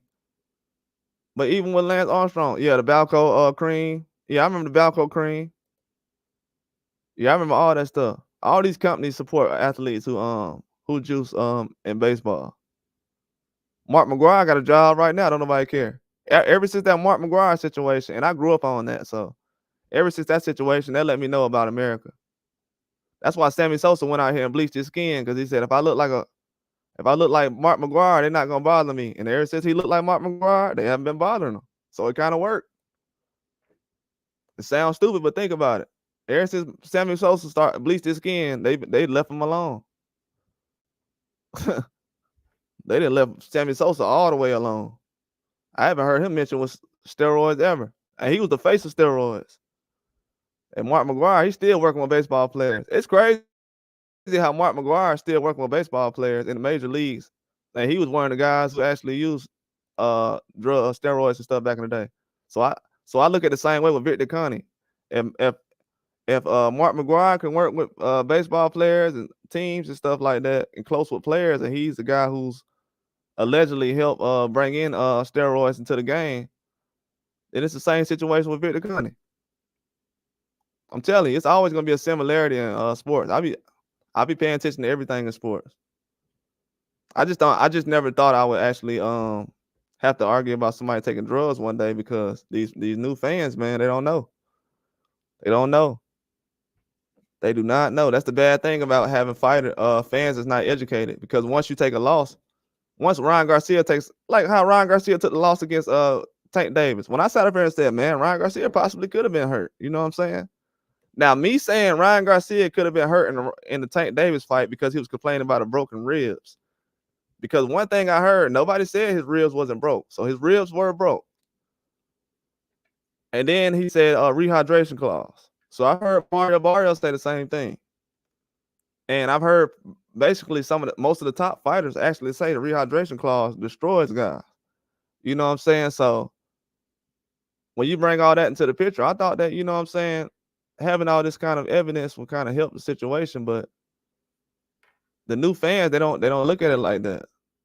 That's why when Ryan Garcia lost to Tank Davis, people thought he was done, because you got novice fans who don't know that a rehydration clause and a rib injury could end you. So when I asked the question of Ryan Garcia quitting, why are y'all okay with that? It's because I know that they don't know that he's basically, let me say this, he had injuries later on. Like, this is my thing about it. They don't believe a guy had a rib injury and that he was fatigued and his weight was not good against Tank Davis. But in this fight, when him being 3 pounds over and allegedly on PEDs, they feel like that's something that you can take up for. Yeah, baseball was better on steroids. But you gotta think about it though, Jay Will. The pictures and everything was on it too. So a lot of the pictures and everything was on it. So that's why a lot of those home runs was happening so much, because those guys are throwing hard. And once you connect, that's kind of.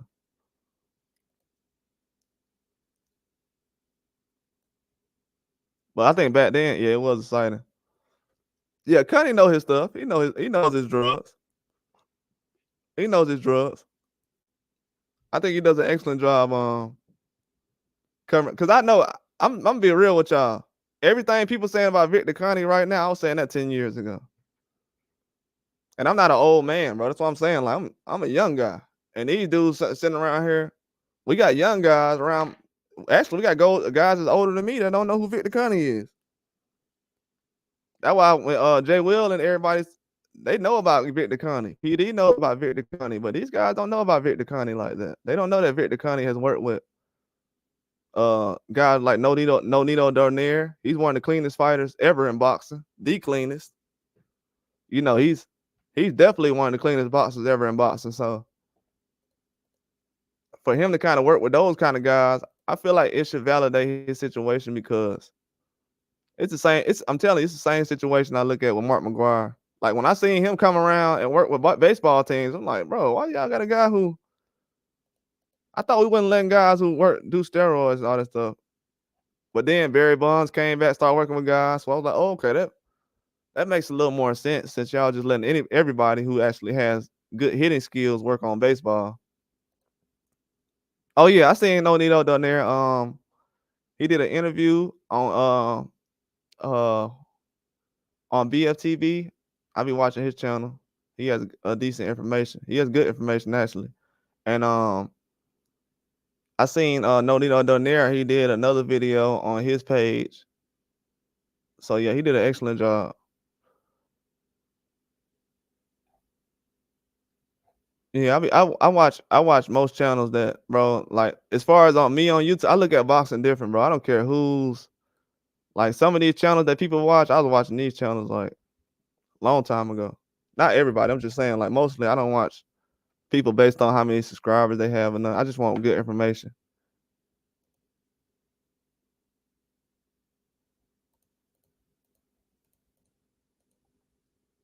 I'm telling you, bro, like no matter what, like I don't know. Maybe if I was from another country, like you know what I'm saying, like maybe I would feel better about boxing at this point. But to be an American and the main goal of boxing is to slay the American, like bro, come on now. If you're a dragon and everybody like let's slay the dragon, like bro, that's not cool, bro. That's a witch hunt, bro.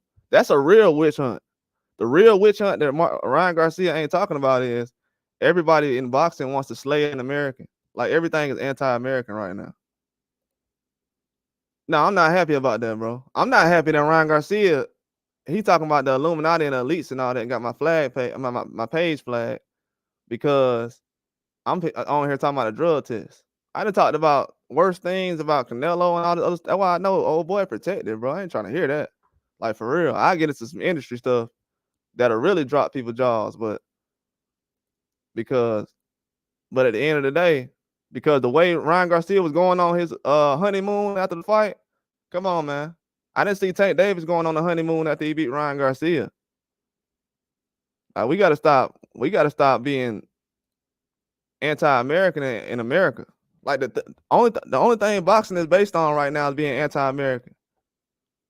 Without boxing, without Americans right now, boxing wouldn't last 2 days. It won't last 2 days.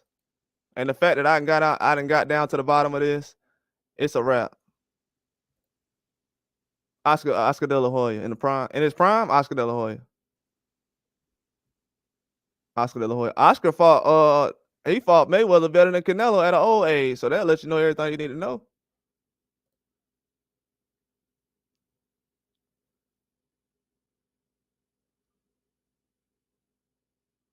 Yeah, I saw that. Canelo, man, he ain't trying to fight but David Benavidez.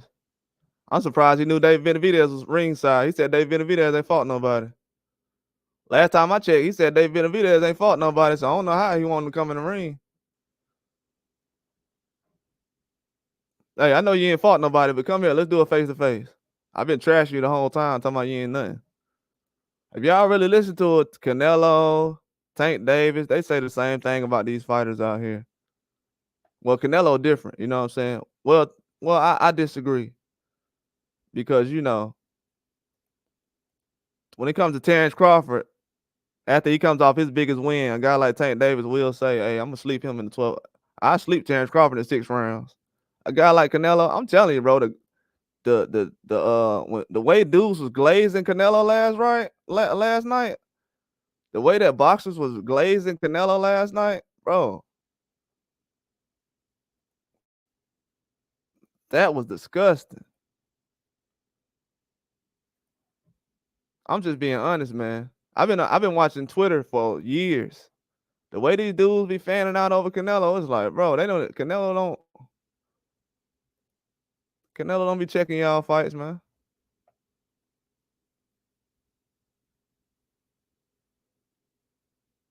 Yeah, Tank said he at the and then my thing about that with Tank, bro, that'd be annoying. I know Tank be saying that just because he probably do think that. But my thing is this right here. Bro, say that about everybody. You know what I'm saying? Say that about everybody. Say you'll sleep Boots. Say you'll sleep Boots Ennis. All these guys. Like, let's do that. Because right now, I'm telling you, as Americans, we giving Tank Davis a huge pass fighting the guy he sparred recently. And then you get to the press conference and you showing the guy sparring footage. Brother, that let me know I know Tank Davis more than I'm the only channel that said that about Tank Davis. That Tank Davis was so infatuated with the sparring match he had with Frank Martin. Y'all didn't see that? How Tank Davis pulled out? Tank Davis never pulled out a phone in the press conference. He yelling at the guy, looking like somebody picking up their kids or something. Look at this, look at this, look at this. Man, you could have sent that to that dude online. And then you know what everybody gonna say about Tank? He ain't got the sparring footage. Tank don't even got the sparring footage. He proved last night he got the sparring footage.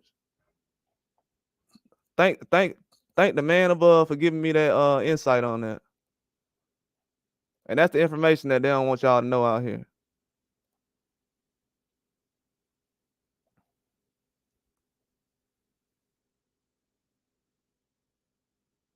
Bro, if you check my channel, bro, I got a video on my page right now. I don't know if you ever been, go click on my name right now. I have a video on my page that's been up since last year saying why are fans saying that Canelo is fighting Benavidez in September. I have a video right now that says Canelo 2024 plans. I just released the video last week. I said, no, I didn't release the video. I did the video last year in December 2023. Listen to this. I did a video December 2023. I said Canelo going to fight Munguia or Charlo in May and possibly Berlanga in September. I said this in December. It's a reason why YouTube won't push that video out. Why would YouTube and these promoters want you guys to know that I knew that they was going to fight Munguia and Berlanga last year? And that also shows that people don't look at the information I put out. I feel like I be wasting my time putting out information. I need to start doing what everybody else do. Just post highlights and what everybody else say after the fight, because that gets more traction when you post highlights and about somebody said this on Twitter. So that's the boxing that people want to know about. What happens on Twitter. If y'all ain't noticed, bro, the biggest news that comes out is what happens on Twitter. The fans be like, man, what happened on Twitter? Tay said this on Twitter. So-and-so said this. Bro, what happens in the fight, bro? If we can't talk about the fight, why would I talk about anything else? You know what I'm saying? One thing you ain't gonna hear people say clown about today is Munguia getting dropped yesterday. Every other American get dropped. Deontay Wilder went 12 rounds with Joseph Parker, took his best shots, didn't get dropped. And everybody say he should retire. What if I got up today and said Munguia should retire? That wouldn't be worse than what you guys have said. Because he got dropped last night. Everybody y'all said have gotten dropped lately. That's from America. That's went 12 rounds and gotten dropped. Y'all said they should retire. Earl Spence, Charlo, Andre. He can go 12 rounds, but they say he should retire. Who else they said should retire? Devin Haney, Wilder.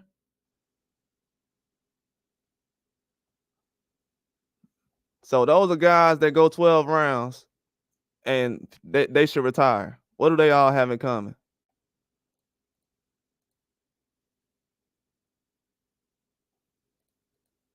It's sad, man. I thank the Lord above I didn't have to deal with this evilness, man. I thank the Lord above I didn't have to deal with this evilness. The fact that you can go 12 rounds, almost lose your life, and people say you should retire, that's disgusting. And possibly make money off your demise. They betting and making money off of you possibly losing your life, and people think it's a game and stuff like that. That's why I said most human beings haven't been in a fight. Trust me. It shows. Most human beings haven't been in a fight. Everybody think it's GTA now. That's why the outside world look like Grand Theft Auto, because everybody, they have a gaming mindset. Everybody think this is virtual reality.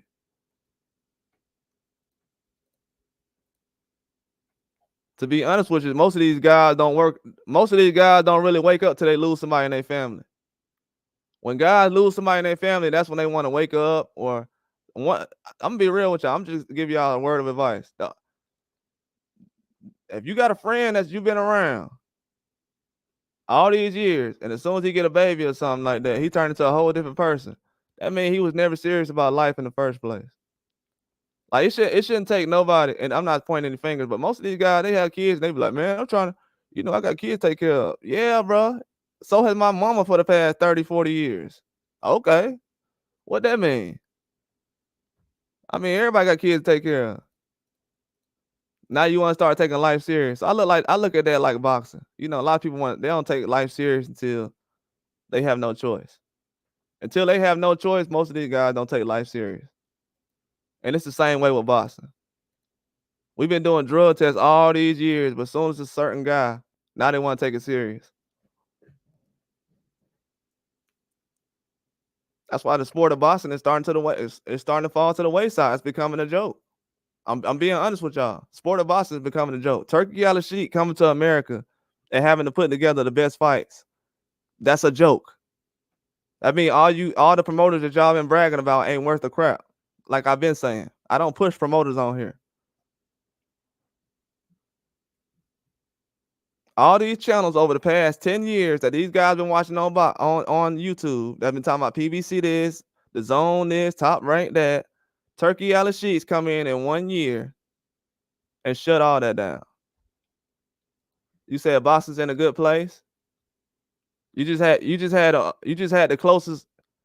You just had, and I would assume you're Mexican. You just had the closest Mexican to 50-0 lose last night, and you think, with you being Mexican, you think that the closest Mexican being to 50-0 losing last night makes boxing better? How does that help Mexico? Who did that fight help last night? Mexico. Now he gonna take it to a whole nother. Who did that fight help last night? Mexico, or did it help Canelo? How did that fight help Mexico last night? The fight wasn't in Mexico. I'm saying, how was the fight? How was the fight good though last night? How was boxing in a good place right now? You just had a Mexican lose last night. How? I'm saying, how did it help? I'm just asking. I'm saying, how did they do it? How do you think boxing helped? It helped last night. Cause I don't think it helped, brother. I'm telling you, the undercard, Ryan Garcia undercard was just as exciting as that one. And I heard every little boxing expert around here saying the undercard was trash. I haven't heard nobody after the fight saying that Ryan Garcia's fight card was trash. That proves my point right there. I mean, if I gotta explain something 10 times to somebody, that means nobody likes me. I don't see YouTubers on YouTube giving 10, 20 examples of why he giving a reason behind something. I mean, you just anti-American, man. That's all it is. I like all fighters. I don't think about flags. When I start realizing that guys be grown men carrying flags around to go to fights and stuff like that, that's not a real boxing fan. I haven't seen real diehard fans just carrying flags to boxing fights. These are countrymen. You know what I'm saying?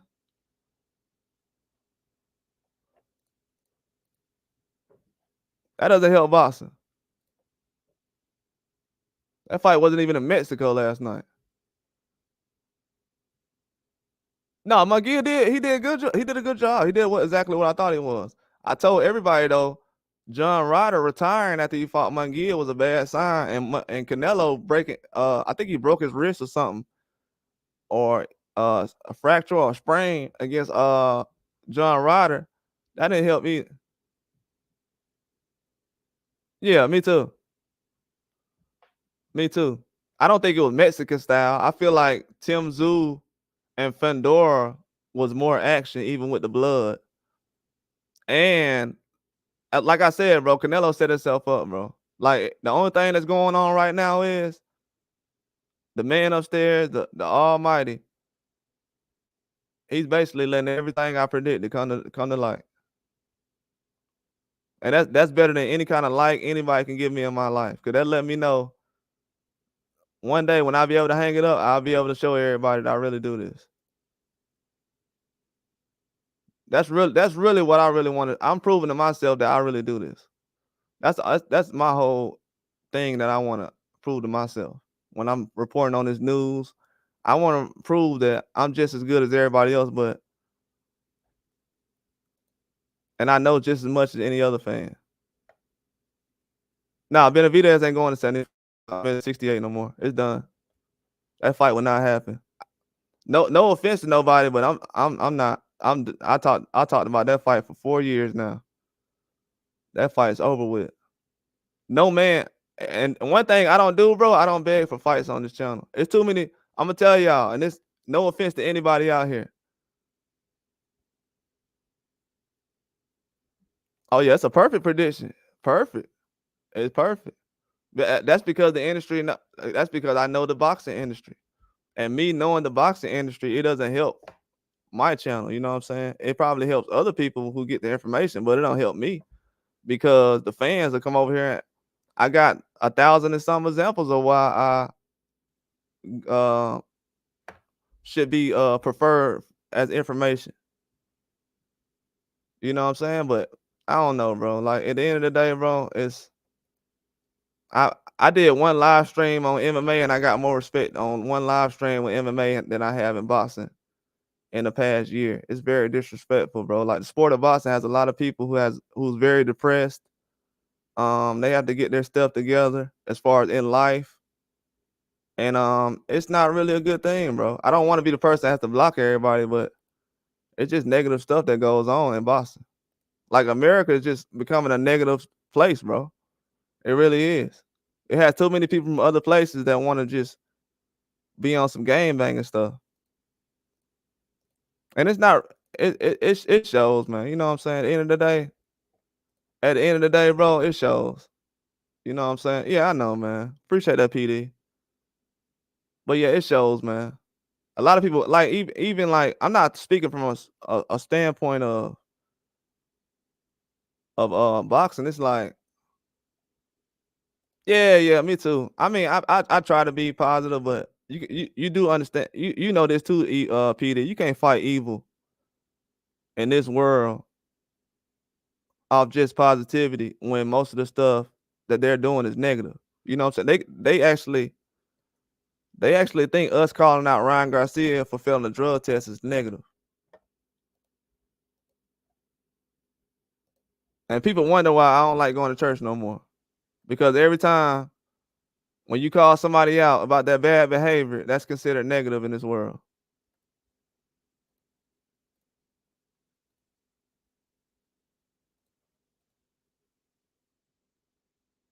You know what I'm saying? Yeah, exactly. Wrong is wrong, man. Wrong is wrong. And it's sad that boxing got to be that serious. Boxing's not that serious, man. People that had for my thing is people that have people passing away ever since the shutdown, losing family members, and people are concerned about a drugs test. Like, can we put this energy into somebody to get some help for their family member or something like that? Like, we got people losing family members every day, and people are putting energy into a dude they never met before because he beat a guy from America who's not even considered the top American boxer. Devin Haney's not considered the top American boxer in boxing. And then what made me laugh so hard, bro, and exposes everything about boxing is Devin Haney's been around Floyd Mayweather since he was a child, bro, and people don't even know who Devin Haney is. So that lets me know right there that people didn't even watch boxing in the first place. How can Devin Haney be around Floyd Mayweather for years before Tank Davis even showed up, and you don't know who Devin Haney is? And Floyd Mayweather's been the biggest fighter for the past 20 years. Yeah, and I got in trouble for that video. That video and Ryan Garcia, I got in trouble for those videos. And then Tank Davis went out and said the same thing I said that day. I don't know if he was on some agent stuff. I don't know what was going on, but Tank Davis actually doing what he did actually messed me up a little bit. A lot of people said I was telling the truth on there, but yeah, he did Haney wrong, bro. I don't care if it would have been if that would have been Tank Davis out there, I would have said the same thing. You know what I'm saying? That's what Tank Davis don't realize. That's why I'm so upset with Tank Davis, because it's like, bro, if Floyd is talking to Ryan Garcia and you're gonna fight Ryan Garcia, that's not the move. That's Benedict Arnold stuff, man. We don't need guys over here who's selling out Americans, or even if you like Canelo's not selling out Munguia. He's not selling out Munguia. He didn't go in there trying to destroy or end Munguia last night. You didn't see any Mexican fighters last night making any memes about Munguia last night.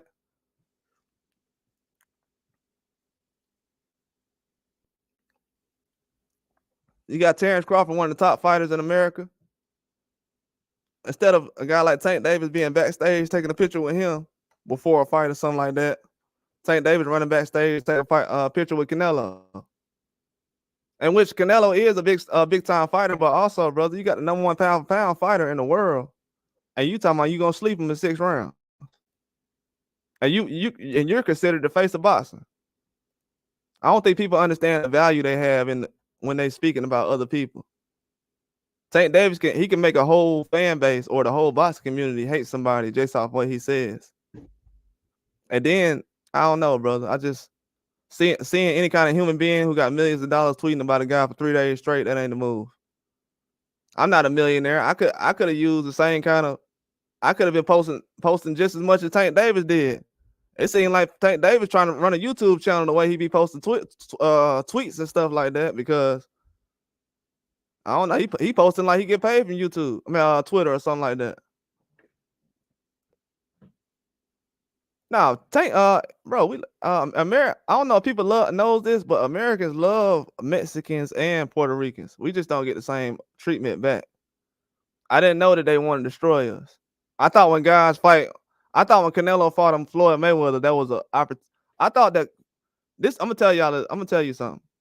Canelo didn't look at the opportunity with Floyd Mayweather the same way that Munguia looked at the opportunity with Canelo, and that's what I have wrong with a lot of these things in boxing. We giving opportunities to guys that actually hate us. Canelo telling y'all right now, I'm not fighting no guy who disrespecting me and hating on me.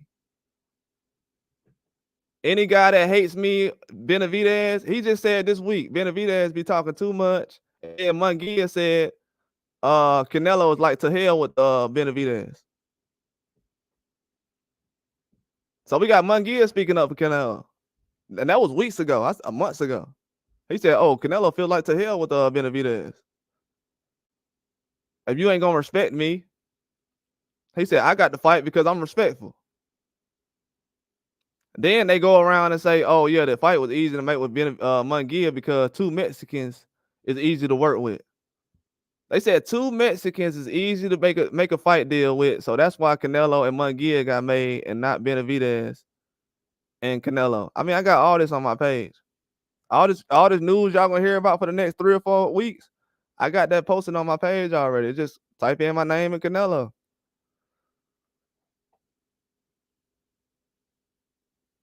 But the sport, man, it's not helping, brother. He could have helped Mexico. Why would you do that to Munguia? Why would you take his 50-0 away like that? I wanted to see Munguia be 50-0. I have no problem seeing Munguia being 50-0 because he's Mexican. Has nothing to do with him being Mexican. I'm okay with Munguia being 50-0. But for you to actually go out there, and I know that was your main purpose, and all these other fans that they're not smart, they don't know that. Let them not know that then. So everything Munguia does for the next 10, 15 years, guess who's gonna get credit for it? Canelo. He's a genius, man.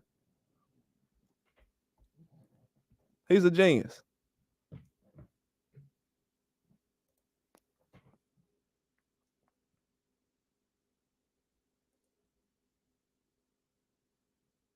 Yeah, he's on Ryan PR team hard.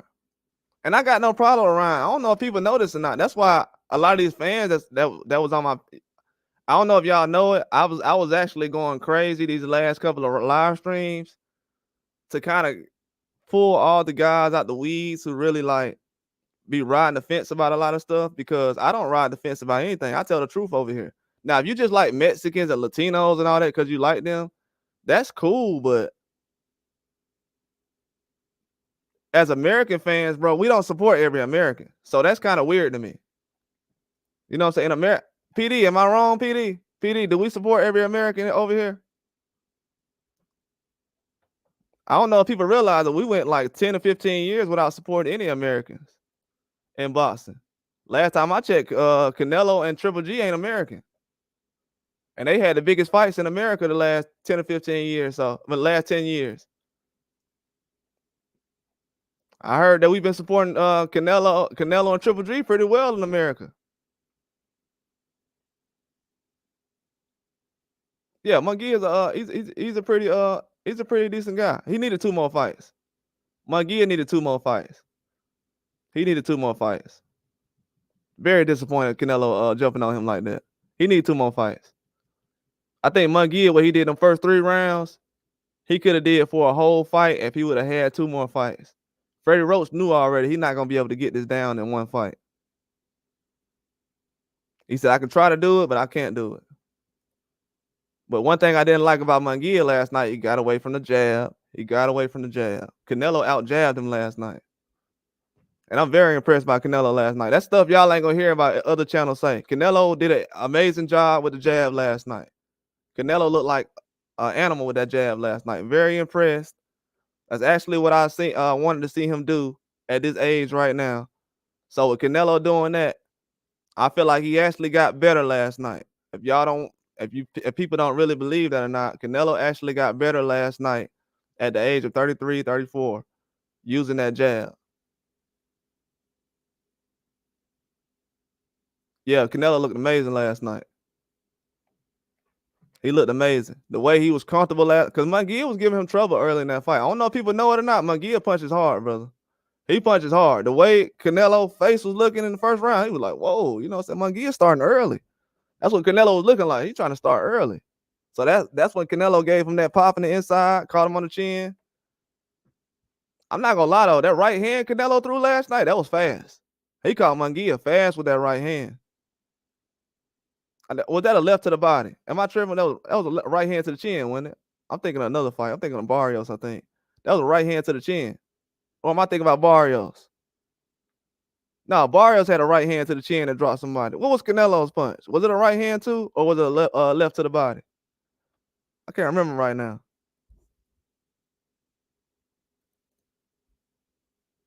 Yeah, Rob was in the same town, bro. We don't play that out here. You know how that goes. Man, people still trying to fight over that Errol Spence and Terrence Crawford fight right now.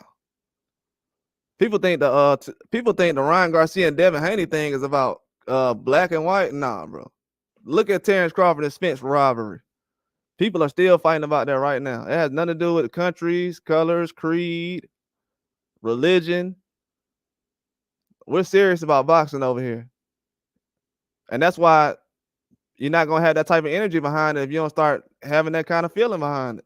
All that teaming up with guys and stuff, that's kind of corny.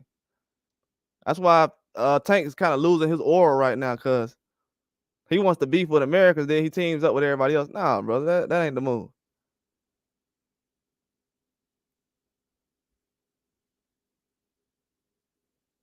Yeah, he did. He did later on in that fight. After he got knocked down, he kind of, I think around the 7th, 8th round, he started to bow down a little bit. He was like, nah. Because it felt like, I wanna say 9th, 10th round, looked like he wasn't really caring, man. Yeah, he looked like Money May last night. Canelo is the Mayweather. Yeah, he look like right now I would say he is. Right now I would say he is. He using the playbook. You're right. He using the playbook. He using the playbook because Tank using the same playbook. Tank Davis is using the same playbook. They basically him and Tank is basically gonna fight two of the toughest guys they sparred uh in their career. I hate to say that, but people don't realize this though. It's kind of I don't have no problem with these guys fighting, but y'all have to realize Canelo's at that age right now where he probably won't be the same his next fight.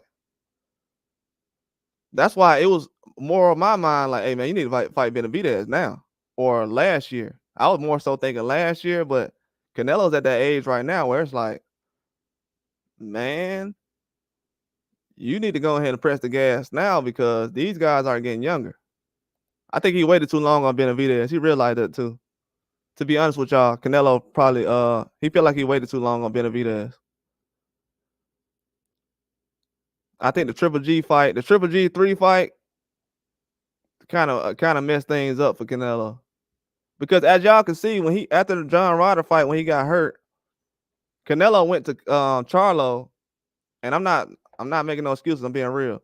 Canelo went to Charlo because he didn't know how his wrist was really gonna be. That's why at first he was like, "Yeah, I'll take Big Charlo," but then Big Charlo wasn't ready, so he was like, "Yeah, Munguia got a chin, bro." That's what I'm telling people. People talking about, "Yeah, Munguia, he don't got no defense. He getting knocked out. He has a chin." Sometimes when you walk through punches like that, that means you know you can take him. Yeah, I think Canelo could have got him out of there though, because Canelo wasn't going towards his chin like that last night.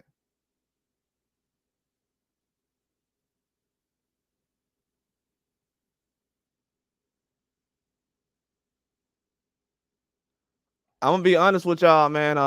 And I'm not being funny about anything, like Roger saying, but Benavidez is a bigger name right there than Canelo. I'm being honest with y'all. Not as far as like sales and history and pay-per-views. I'm talking about it's more fighters right now that's calling out Benavidez is actually than they're calling out Canelo. Because like I said last year, Munguia tried to fight Benavidez twice last year. Canelo's blocking every fight that Benavidez is having. That's why PBC tried to roll out the red carpet for Benavidez last night because he's been getting a lot of backhanded treatment.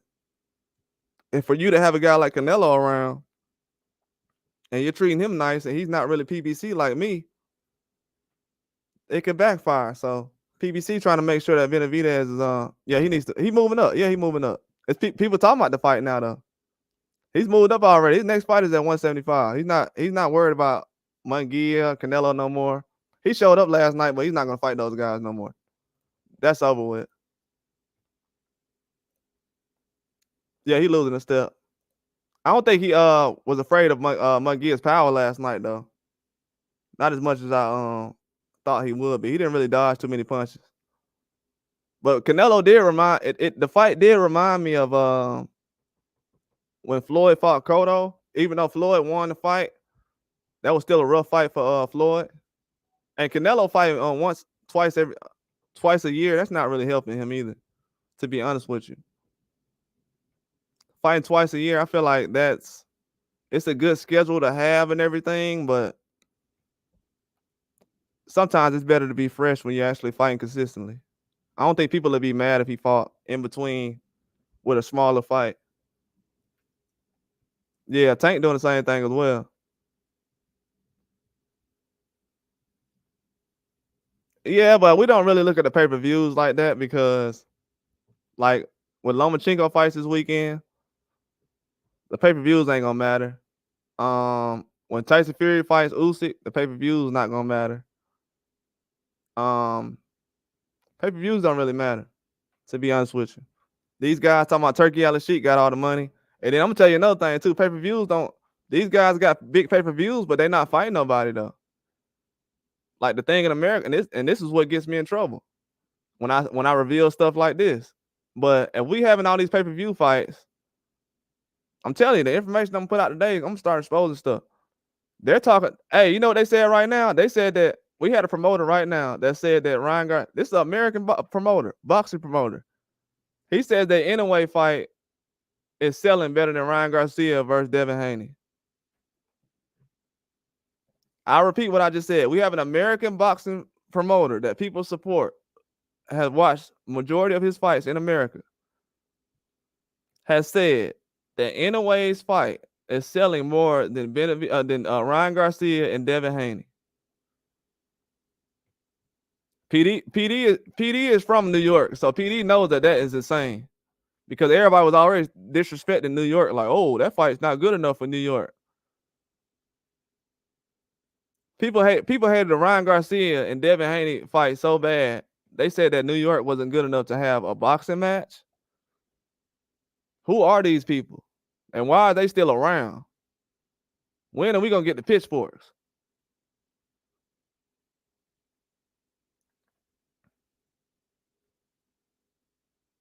Oh, somebody already came after Morrell. I'm not trying to put Morrell on blast, but low key Morrell got ran up out the division. If y'all want to be honest, if y'all want me to be real honest, Morrell got ran up out the division, man. I'm gonna just be honest with y'all. He got ran out the division. It is what it is. I got proof. If everybody want to know, but he got ran up out the division. They ran him out of the division. Christian and Billy, his mandatory. Christian and Billy is his mandatory. Before I didn't even report the video. Christian and Billy is his mandatory. I don't know if the guy's super good, or I don't know if Christian and Billy is a world beater, or if he's the next whoever, or Bernard Hopkins, whoever. Oh, shoot, hey, I'm gonna tell you the proof. The proof is Morrell had an intern belt, right? PD, Morrell had an intern belt, right? I'll tell you right now. Morrell had a belt, right?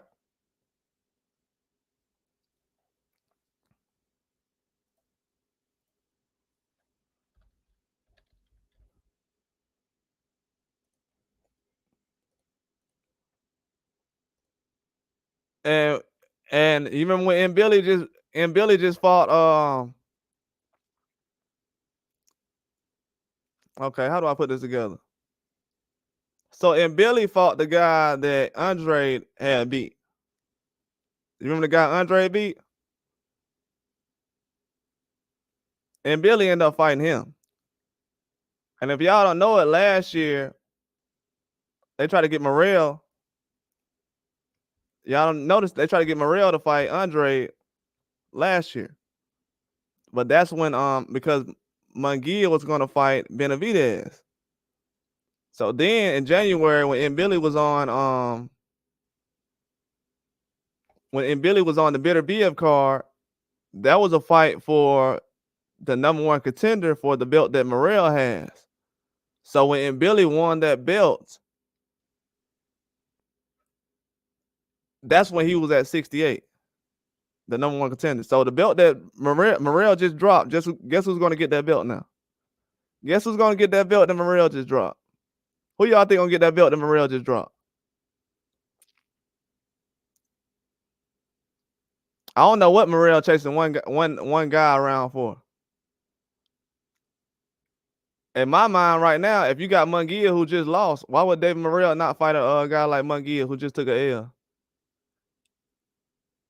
If you call out, if David Morrell calls out Munguia right now, 168, how many people out here gonna say David Morrell don't deserve to fight when Munguia just went out there and lost?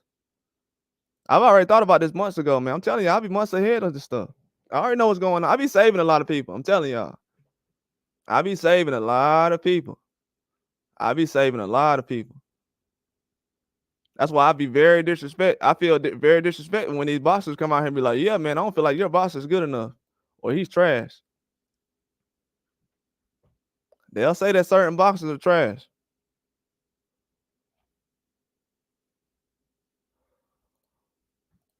Yeah. Nah, he ain't ready, man. He ain't ready. He got 10 fights. He'll get his head knocked off. He'll get his head knocked off. I bet my house on Benavidez against Morrell. That's a fact. Dave Benavidez was sparring Triple G at 15 years old, man.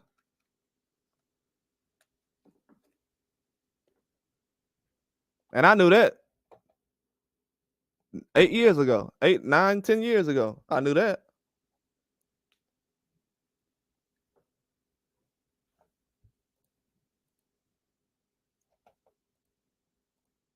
And people don't even realize that before Jose Benavidez got shot, he was actually supposed to be the next, what Terrence Crawford was. If y'all notice, he gave Terrence Crawford the hardest fight, one of the hardest fights to this day. He got dropped in the last round, and everybody thought he was a bum, and I said, nah. And if y'all notice, Benavidez ain't been stopped since that fight.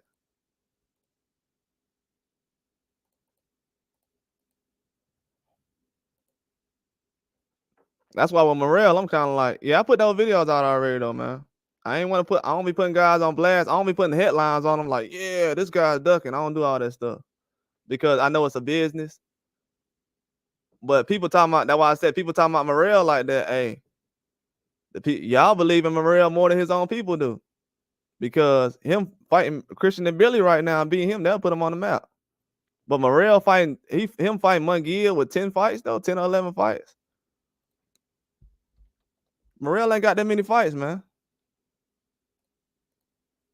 To be honest with you, I get confused on people wanting to see Morrell because it's people that got like Boots Ennis got 30-something fights, and people don't know how good he is. But Morrell, he has like 10 fights, and people say, yeah, I know how good he is.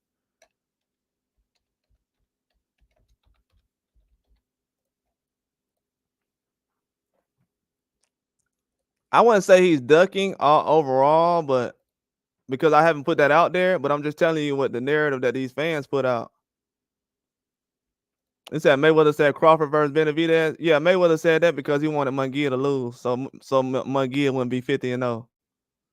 And a lot of fans who are Mexican or Latino, they actually agree with Crawford versus Benavidez.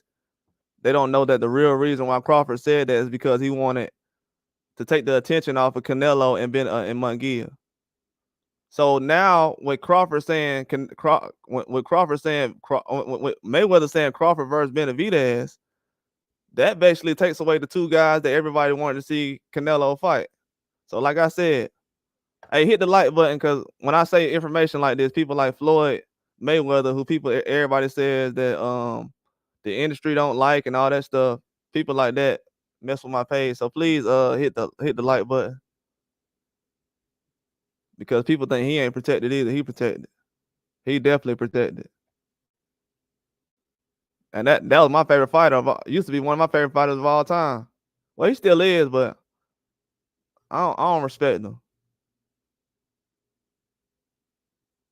But that's what I'm saying though. Boots got bigger fights than Morrell. He done fought bigger opponents, better opponents, and he's fought better competition, and he got more fights. But people that say Morrell's ready, nah. Boots Ennis is way more ready than Morrell is. Morrell's not ready. He only has, let me tell you, Morrell started fighting during the shutdown. I'm gonna tell y'all that right now. Do y'all know Morrell turned pro during the shutdown? During the pandemic, Morrell turned pro. And during the pandemic, Dave Benavidez was already calling out Charlo and Canelo and Caleb Plant during the shutdown. You know, he turned pro during the shutdown. He only has 10 fights. The last guy I seen that actually had a title fight with 10 fights was and he's fighting for a belt, interim belt in the next fight. Morrell is. And y'all gotta ask yourself, why would you drop an interim belt to go get another interim belt? And then another thing too, Benavidez said he was coming to 68. Benavidez said I was gonna come back to 68 after this fight. But then when Benavidez saying Morrell's not at 68 no more, so it's not really a reason for me to be at 68 no more. That's how much Benavidez want to smoke. But I'm gonna tell y'all another thing too, though. The fact that Benavidez wants to fight Bivol and Beterbiev next, and people say he should fight David Morrell. Wow. You know what I'm saying? So they think David Morrell is on the level of Bitterville. That's why we putting David. We quick. Y'all, you understand that, right? That means David Morrell is better than Caleb Plant. And I know people will say, "Well, we just want to see the fight." He got 10 fights, brother. I don't know what he can do. 10 fights, 9 knockouts. Terrence Crawford got 10 straight knockouts right now. We talking about a guy with 10 fights.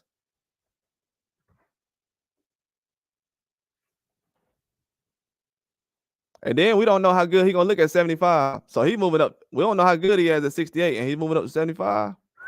But Dave Morrell is getting bigger though. I have been saying that. He's been getting bigger. His size.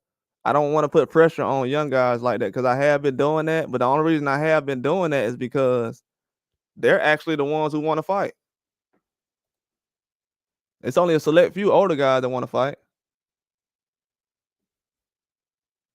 Oh, it would have been Munguia, but nah, they're not gonna let that happen. Nah, that'll never happen. From what I've seen, it's too many fighters. I'm gonna tell you why that will never happen. These these young fighters so fanned out. Hold on. These young fighters so fanned out that whatever Canelo suggested them, they'll be like, yeah, Canelo. Man, if Canelo go to Tank Davis right now, like, man, fight so and so. He'll be like, yeah, that's a good idea. These young guys still look up to these fighters like a certain way. So I think whatever suggestion they make, it's gonna go. You know what I'm saying? Look at Munguia. Munguia could have easily said, you know what, I'll just fight Benavidez instead of fighting Canelo. He could have easily said that. And nobody would have said he was ducking anything. He said Boots need to move up. He's gonna eventually have to move up. Boots gonna have to eventually move up, no matter what. Like I said, people don't want to mention Boots' name with Tim Tszyu. The fact that Virgil Ortiz is hopping in the ring with Tim Tszyu before Jerron Boots Ennis, that let me know everything I need to know. Jerron Boots Ennis is on DAZN, and he was just on PBC. So he was just with PBC and he with DAZN right now. And a guy like Virgil Ortiz who ain't fought but 2 rounds in the past 2 years. He done fought 3 rounds in the past 2 years. Now he's hopping in the ring with Tim Tszyu. That just lets me know everything I need to know, man. Like the ducking and everything. This is the year where the ducking and all that stuff it goes to die. If you Canelo, you can't say nobody ducking you because you the biggest fighter in the game. Ain't nobody turning down the payday you giving out because you say everybody want payday. I ain't never heard Canelo say somebody ducking.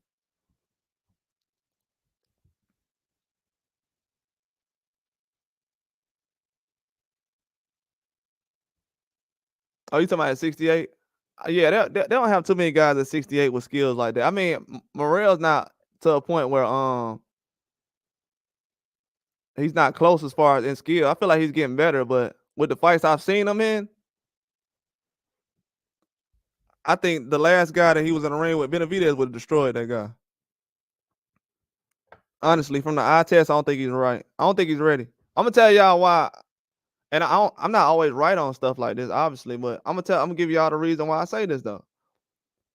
I had took the same kind of approach with Munguia last night, and it kind of let me know that I'm on the right path as far as knowing that some of these guys ain't ready like that. You know what I'm saying? And Munguia proved last night he was not ready. Just not from what people think. People think, oh, he wasn't ready because of his skill. Because his old fighting style is not out of his system yet. His old fighting style is not out of his system. Freddie Roach knows better than I do. Like Freddie Roach said, he needs 2 more fights. And when me and him agreed on that, I said he gonna need 2 more fights. Just because he hasn't been at 68. Canelo kind of used his weight to a certain point last night where you could tell that he has a. You said, oh, Bitterville ain't retired. No, this is all he do. He one of them guys. This is all he does. The meniscus, I don't know. Like, I'm being real with you. The way Bitterville was moving his legs and knees when he was fighting, like when he was sparring and stuff, I was kind of looking at that. I'm just being real. Like, I was thinking of his movement with his lower extremities, like his knees and stuff. Because Bibble moves around a lot. But I don't know, man. Sometimes they have situations like this to where they want to push back certain things, maybe, but I don't know. You don't push a fight back like that. And then Bitterbeef said he still tried to fight. He said he still wanted to fight with an injured knee.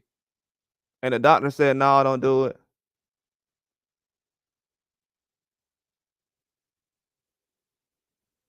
Yeah, me too. That kind of made me mad in that fight. That fight was horrible. Both of their opponents didn't show up.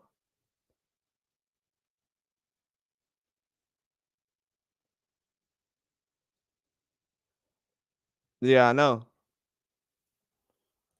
I think Tank and Canelo actually doing the same type of stuff. To be real with, like I said, they just fought two. They're gonna fight two guys they sparred already. I don't want to make that seem like it's like it's disgusting that they fight a sparring partner because the guys are spar. No, I'm saying because the guys they haven't fought are so talented. Why would you fight a sparring partner? Is what is the thing I'm saying. Yeah, me too, man. Benavidez, to be honest with you, Benavidez, he gets treated like he's just crappy, bro. The when they was laughing at him about being drunk, I honestly didn't know where I was at, bro. I still don't understand that. I've never like loved Floyd Mayweather. I've been one of the biggest Floyd Mayweather fans ever. I never laughed at Manny Pacquiao when he got put to sleep. When Manny Pacquiao got put to sleep by Marquez, I wasn't laughing about that.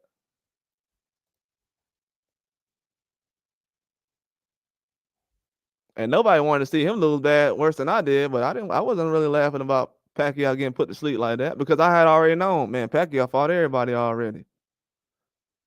So the guy who's fighting everybody getting put to sleep, that don't really help boxing. But you know, it's certain fans that they don't realize that they even forgot about that. See, fans forgot that Pacquiao got put to sleep, and they still gave him a chance against Mayweather. So I know that don't have nothing to do with boxing. I didn't see the press conference. I had went to sleep last night and woke back up straight up with you guys. I told everybody was going live today. I don't know, man. I actually enjoyed the fight, but when I woke up today, it was kind of like, man, I don't know, bro. Like that energy just wasn't there last night for that fight. It wasn't there. It was almost there, but it just wasn't there. It just wasn't there. I don't think the fans appreciated the Barrios fight. That fight was pretty good though.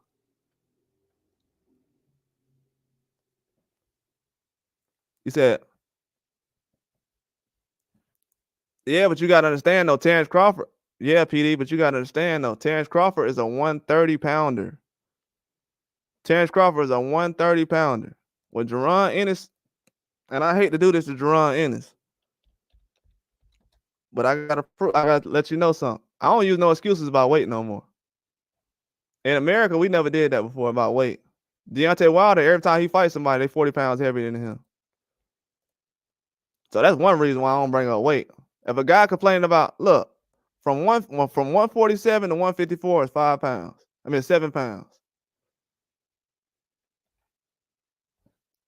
Now anybody, it has nothing to do with weight classes. If Jerron Ennis feel like he can't get in the ring and stop somebody like Tim Tszyu right now, if Jerron Ennis go out there and stop Tim Tszyu right now, he'll be the face of boxing right now.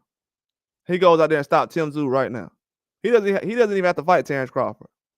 And if I know that, he knows that. If he goes out there and fights Terrence Crawford right now, I mean Tim Tszyu, I'm gonna tell y'all something. If Virgil Ortiz goes out there and stops Tim Tszyu or beats Tim Tszyu,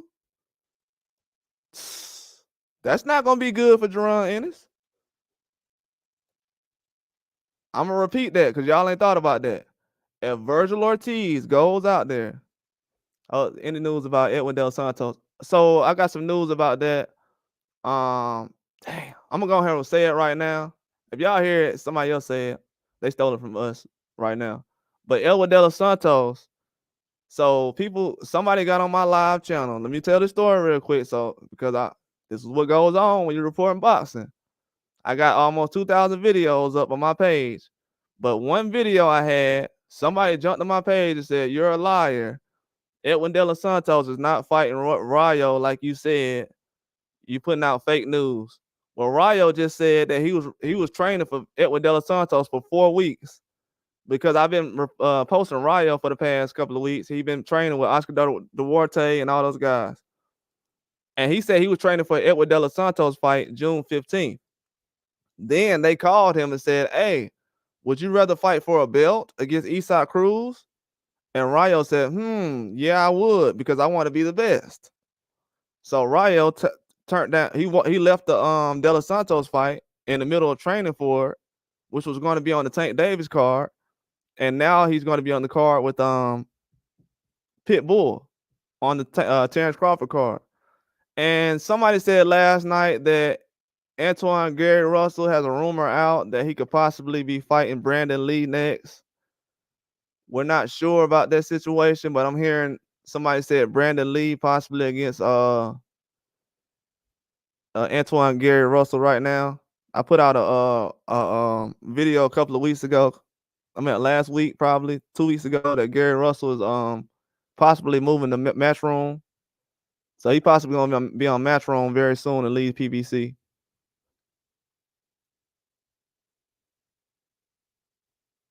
Yeah, those wide hooks, man. Those wide hooks was terrible. Those wide hooks are terrible.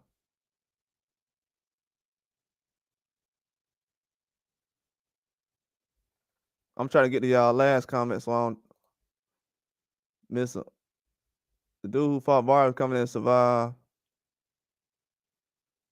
Oh, you talking about Maidana? Maidana didn't do a bad job last night. They thought Maidana fought bad last night? That's horrible. That's disgusting that they said that. That's disgusting. Well, I did say that too last night, but I was saying it more so of no, I don't think he survived last. I think he fought better after he got knocked down to survive, but I don't think he fought to survive. I think what old boy did against Jerry Anderson, that's surviving. I ain't saying Boots is scared of 154. He been at 154 for so long. To be honest with you, I'm be real with you. Boots been at 154, 147 for so long. That's why I don't like to bring it up. Jerron Ennis been at 47 for so long that I wouldn't be at 47 that long without getting my just due or what I deserve. I've been waiting for so long for 147 to get a belt and an opportunity. So why would I turn around? But I had to also let the fans know that he was possibly offered the opportunity to fight Tim Tszyu. I'm trying to tell y'all that. That's already been reported, but he was offered the opportunity to possibly fight Tim Tszyu. Because I'm gonna tell y'all right now, what's a bigger fight right now? Jerron Ennis versus Tim Tszyu or Virgil Ortiz versus Tim Tszyu? Because I don't know. I'm asking, which one would y'all rather see right now? If it came on tomorrow. Yeah, I thought the Devin and Ryan card was better. Yo, no, De Los Santos has fans. They're Dominican, but he has a lot of fans. He definitely has a lot of fans. He has a lot of fans. De Los Santos has a lot of fans. I didn't know how many he had, but he has a lot of fans. Yeah, he gets the recognition he deserves, but at the same time, Ennis gets the recognition he deserves, but at the same time, though, Terrence Crawford doesn't get recognition, and he's undisputed. So I'm not going to be over excited about young guys in the sport of boxing when we have guys almost 40 years old who haven't got respect yet. You know what I'm saying? I think people trying to find a young guy to latch on to too much in boxing these days, and we're trying to give these guys recognition. Like nobody would give Terrence Crawford recognition for fighting Cody Crawley. I'm just being real. Terrence Crawford don't get credit for fighting Sean Porter, so why would I give somebody credit for fighting Cody Crawley? That's just a standard that American and boxing fans are kind of.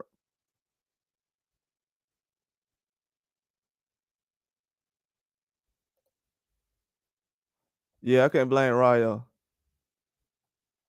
No, he noticed that, but Freddie Roach, he didn't want to.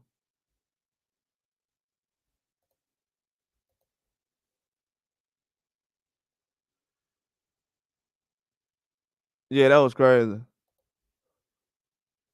You said Boots versus Crawford should be next. Like I told you, brother. Hey, I don't know if y'all know it or not, but Tim Tszyu ain't going nowhere, man. Virgil Ortiz ain't going nowhere.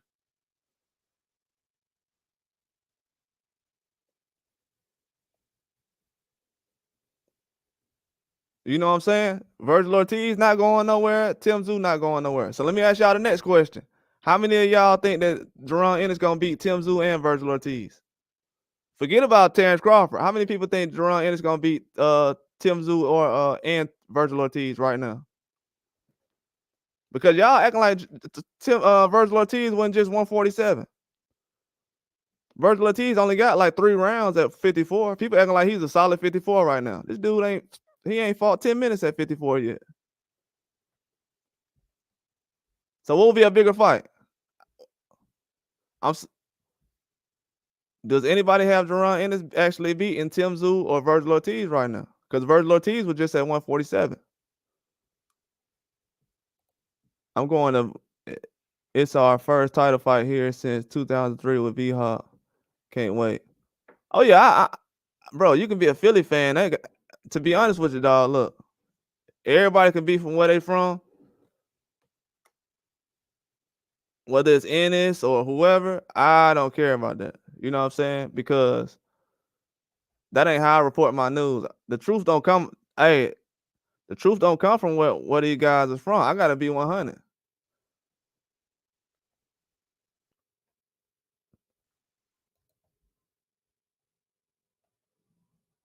Yeah, but this is what I'm saying though. This is what I'm saying about that, PD. Fans is talking like, yeah, I know for sure that Boots will go out there and sleep Virgil Ortiz. Like, if Boots going out there sleeping Crawford, that means he gonna sleep Tim Tszyu and Ortiz, no problem.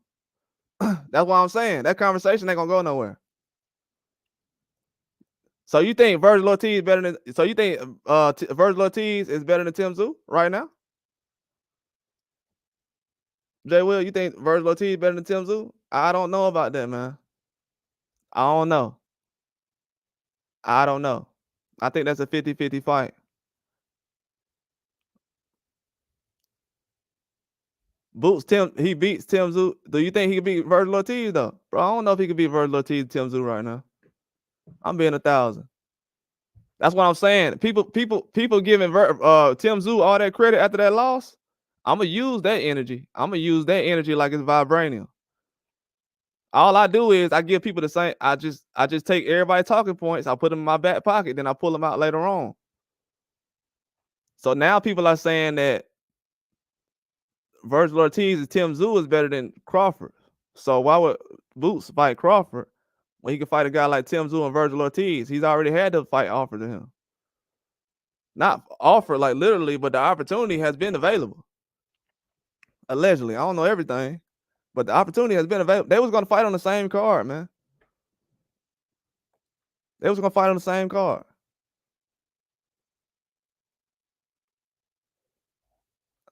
I don't want to be mean about everything, but y'all got to understand that.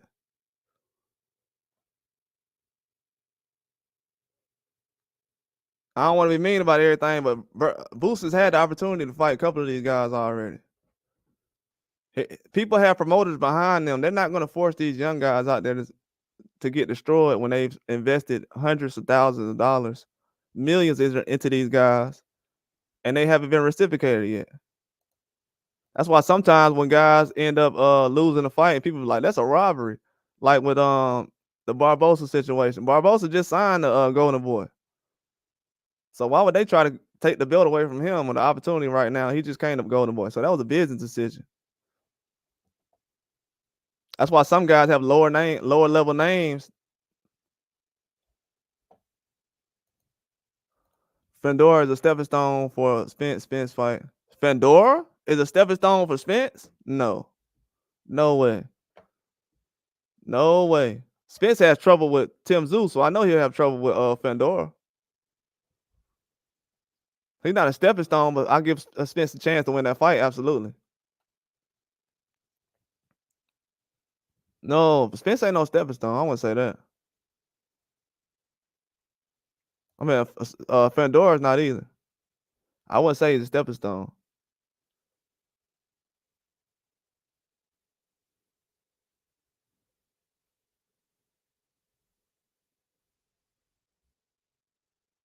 Man, look, bro, to be honest with y'all, I haven't seen enough from Jaron Ennis to say that he'll go up to 54 and beat Tim Tszyu very badly.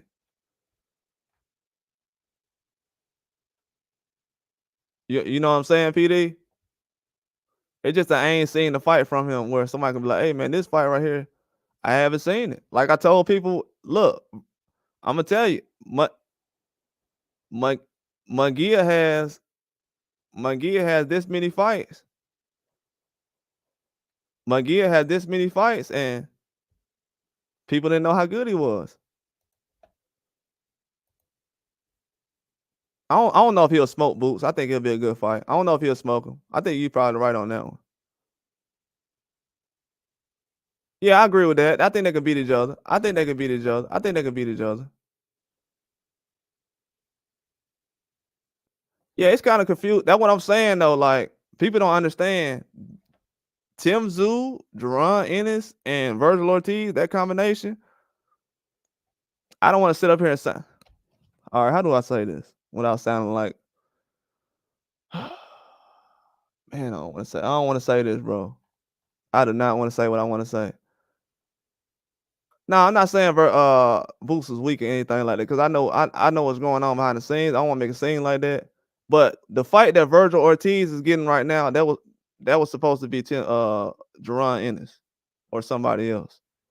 Because PBC had a feeling that Jaron Ennis could possibly go to another promotional company. So before he was gonna do that, they was gonna try to make the big fight on their platform. You know what I'm saying? Having a Jaron Ennis versus Tim Tszyu on their platform would have been bigger before he went on to Matchroom or something like that. So they kind of tried to put that together.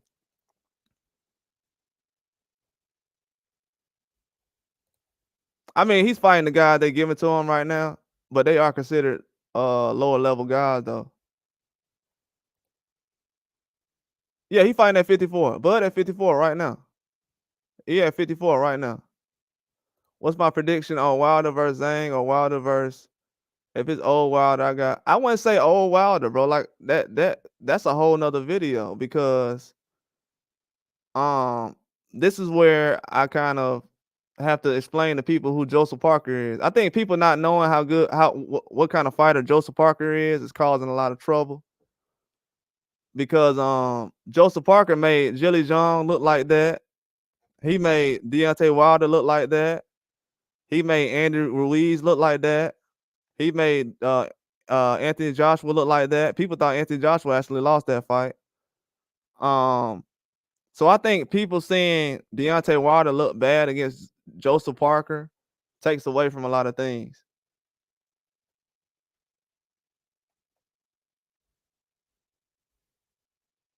No, I'm saying Tim Tszyu, he was possibly gonna fight Tim Tszyu instead of Virgil Ortiz. Bro, let me tell you something. Why would PBC go and get Virgil Ortiz to fight Tim Tszyu instead of keeping it in-house and letting Tim Tszyu fight Jaron Ennis? Why would PBC try to put Jaron Ennis on the March card? Jaron Ennis was gonna be the co-main event for the Tim Tszyu card. So instead of Isaac Cruz, if y'all remember, Isaac Cruz was gonna Isaac Cruz and Rolly Romero was gonna fight Ryan Garcia. So they were never gonna be on the PBC card. They were trying to get Barrios and Jaron Ennis on the card to fight each other. Then Barrios got moved to May. Then the situation with Jaron Ennis promoter getting passing away, that made it to the point where his contract was freed up, or whatever situation he was in was freed up. So now they had promoters coming in throwing cash at him. So Jaron Ennis was like, wow, I didn't know I was gonna be a free agent right now. They're throwing a lot of money at me. So instead of me going to chase these guys down right now, let me go get this bag of money. Instead of going to chase the bag of money, the money is here right now. Yeah, Bud gonna fight whoever got a belt. Nah, he ain't gonna fight at 47 no more. He's done. 47 caused too much trouble. Terrence Crawford lost too many years. He already lost a year chasing these guys at 47 with PBC and stuff. And then Jaron Ennis he left the zone anyway, so there's no way he could have fought Jaron Ennis when Jaron Ennis had a fight on since last year. Jaron Ennis hasn't fought in a year. He hasn't fought in over a year, and people are saying, yeah, Terrence Crawford should fight him next. That won't be good for Jaron Ennis. He hasn't fought in a year. He needs to get in the ring and get some rust off too.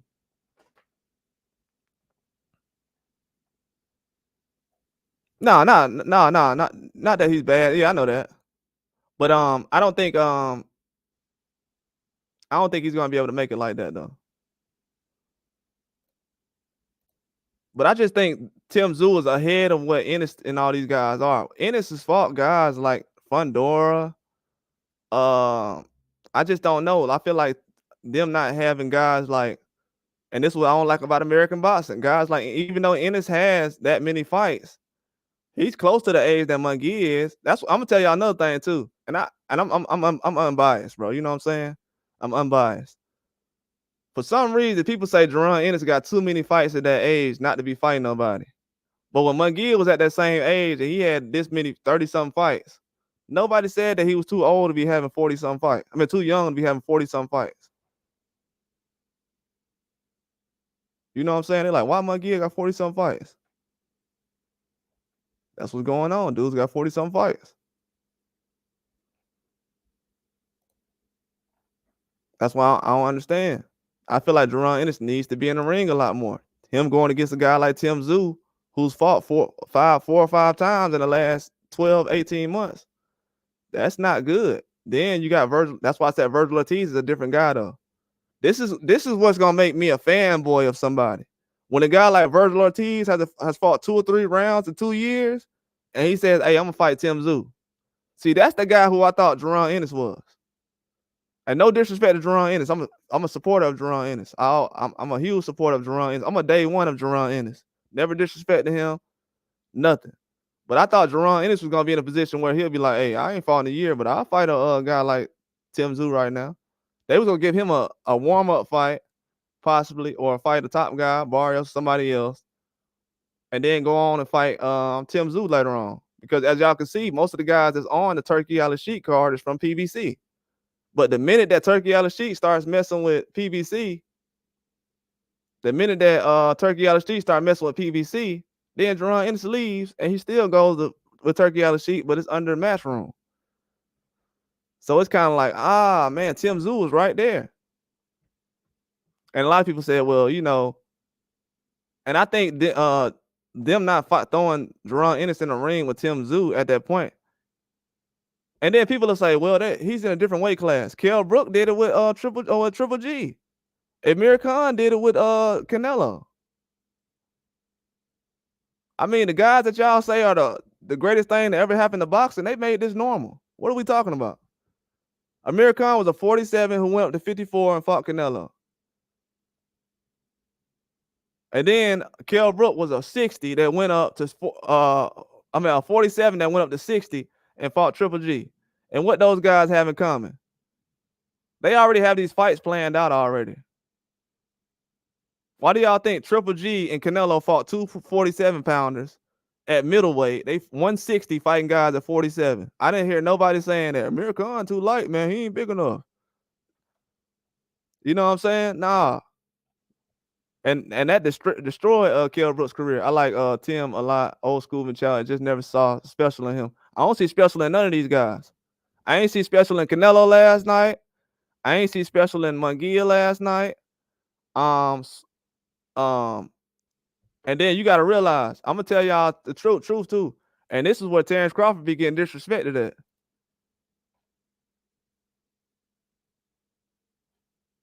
Terrence Crawford got 10 straight knockouts against guys who's at high level.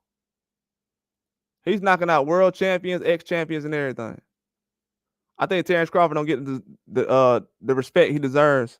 That's why I don't respect a lot of guys in boxing, because we sitting up here, guys who ain't fought for a belt yet, we showing them more respect than guys who's on undisputed or pound for pound. I don't think that's the way boxing should go, but that's the reason why the fights are going the way they are right now. But yeah, Jerron Ennis could have fought Tim Tszyu a while ago. PBC not going to, I don't know, man. Like, this is why I thought Ennis thought he was a guy and didn't sign with PBC. He was with Showtime. Then he goes, nah, everybody going to Andre route, PD, everybody going to Andre route. Everybody going to Andre route. Let me tell you why. The same contract that Canelo signed, it was the same contract that Andre signed. Canelo and Triple G actually followed Demetrius Andre to the zone. Demetrius Andre was at the zone before Canelo then was. When everybody was saying it was trash, that's when I knew right then people don't know boxing. And Jerron Ennis, that's why I made that live 3 weeks ago about Jerron Ennis going to the zone. Everybody said this is a good deal. This is a good deal. That showed me right there that everybody's on the hometown fanboy stuff. Because how every other fighter from America goes to the zone, it's a bad deal. They made fun of Devin Haney for being 20, 21 years old, going to the zone, working with Eddie Hearn, one of the first young guys from America that Eddie Hearn was working with. And now we're in a whole nother year, and they're saying that that's a bad thing. I mean, it's a good thing.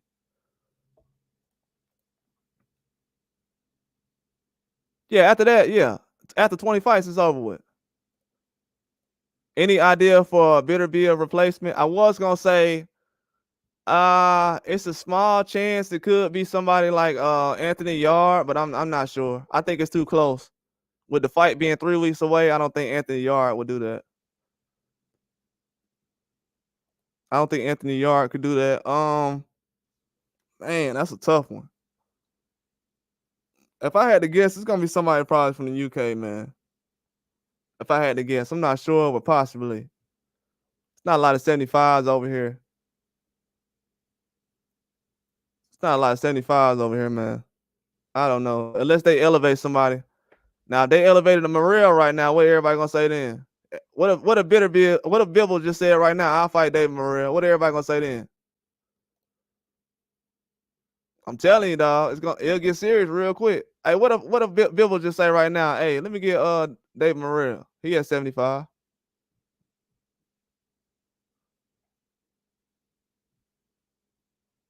A lot of these guys are not ready. They'll get their career ended over these fans trying to prove a point. I'm telling you, dudes that got their career ended by fans trying to prove. We don't know if Munguia gonna be the same after this fight.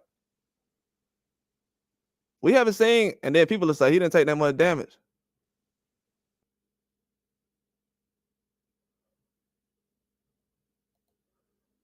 Oh, you said I learned today that Frank Warren by shoot, yeah, they the same person to me. All these promoters are the same people. They doing deals together and everything. They work together. You know what I'm saying? All these guys work together.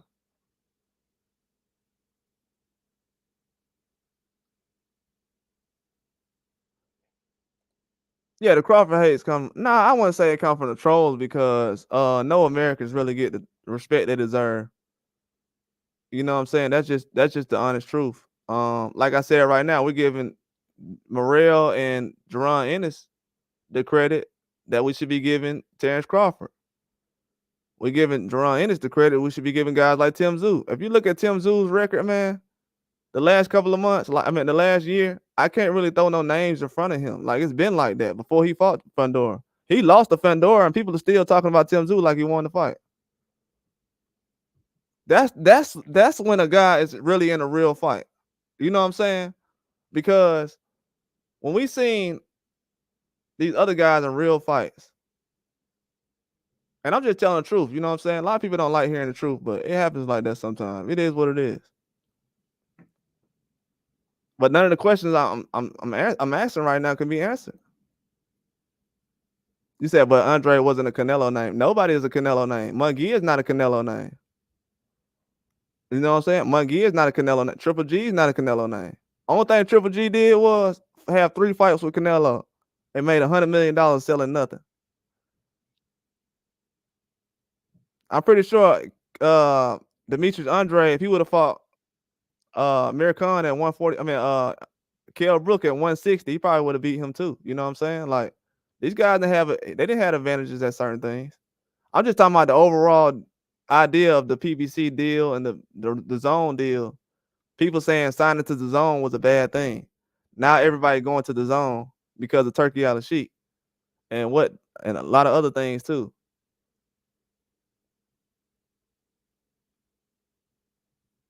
Yeah, but you got to understand though, PD.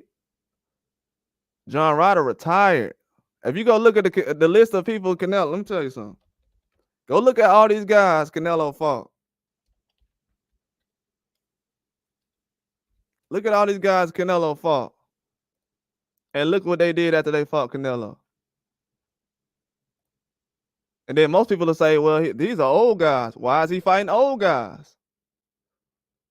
I'm gonna go down and list the names, right?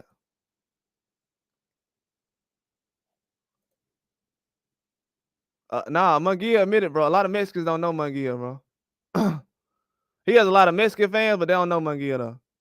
Eastside Cruz is more popular in Mexico than Munguia is.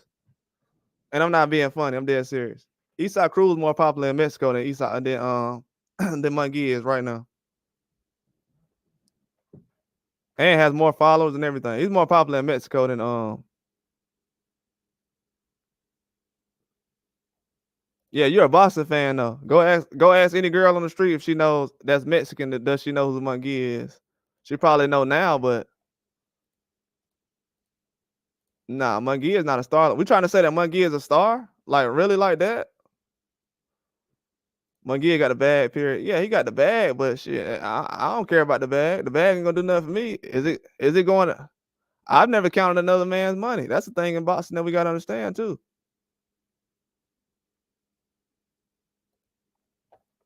I'm gonna tell you. We're gonna go down the names of guys who fought Canelo. We got Amir Khan, right? Didn't look the same after he fought Canelo. We got Liam Smith. Didn't look the same after he fought Canelo. We got Julio Cesar Chavez, Gennady Golovkin. We don't even have to go through that. Rocky Fielding, Daniel Jacobs didn't look the same after he fought Canelo. Sergey Kovalev. I mean, he's still out here, but we're gonna see how he looks the same. But he hasn't fought in a while. Cullen Smith.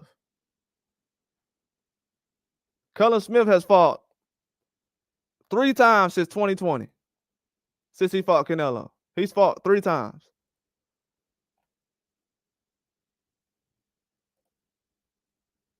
And the two and the guy and the guys he knocked out in between those fights was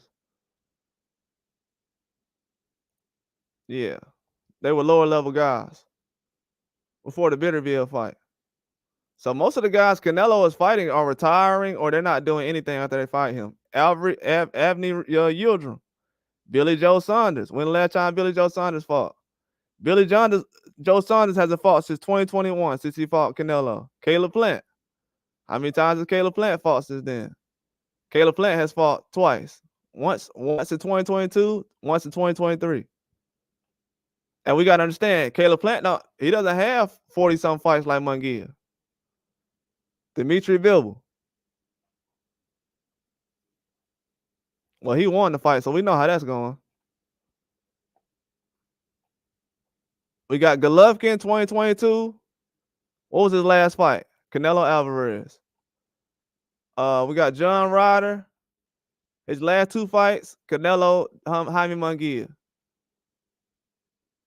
We got Jamel Charlo. His last fight, Canelo. Do y'all see the pattern? Do y'all see the pattern? Everybody retiring after they fight Canelo. Munguia gonna be the first guy that's actually out here active that lost to Canelo that's actually gonna be doing something. Do y'all understand that? Munguia is gonna be the only. Let's see. You said this is like when Eastside Cruz fought Tank. No, Eastside Cruz already had a loss before he fought Tank, and I actually picked Eastside Cruz to go possibly 12 rounds and upset Tank Davis, which he almost did. That was a different ball game because Eastside Cruz had already lost, and people didn't believe in Eastside Cruz before that fight. But after the Tank Davis fight, that's when people realized, and they said that Tank Davis, Eastside Cruz got robbed. But this situation is different though because Canelo's retiring guy. Tank Davis ain't retiring nobody. He's fighting guys who ain't on that certain level that people thought he was, like Hector Garcia. But nah, Munguia, he took a lot of damage in that fight. He didn't take damage to the point where Canelo tried to finish him off though. So I will say that. You say it was like Eastside Cruz fought. And then, yeah, I will say that. But Eastside Cruz, he got a resume too though. You know what I'm saying? Eastside Cruz be fighting guys. That's the reason why Eastside Cruz has, I'm telling you, it's certain guys. Eastside Cruz only 25 years old. And look at the resume he has. I think Isaac Cruz just turned 25. He about to fight Rayo. He just fought Rolly Romero. He fought Giovanni Cabrera, who's a #1 prospect. I mean, #1 contender, really. Eduardo Ramirez. Then he fought Gamboa, Tank, Francisco Vargas, Jose Romero, and Diego Magdaleno. Then he fought Thomas Matisse. That's a resume for a 25-year-old guy. That means he was fighting Thomas Matisse when he was underage. When he was like, what, 20? 19, 20? You say everyone needs the bag. Yeah, everybody need the bag. I need the bag. You know what I'm saying? But that's not gonna help boxing though. That's what I'm saying. Like, I'm a boxing channel. I'm not a finance channel. Oh yeah, before Tank Davis. Yeah, before Tank Davis. He fought all those guys. Before Tank Davis, he fought Thomas Matisse, Magdaleno, Romero, Francisco Vargas. Then after the Tank Davis loss, but Canelo retiring guys though.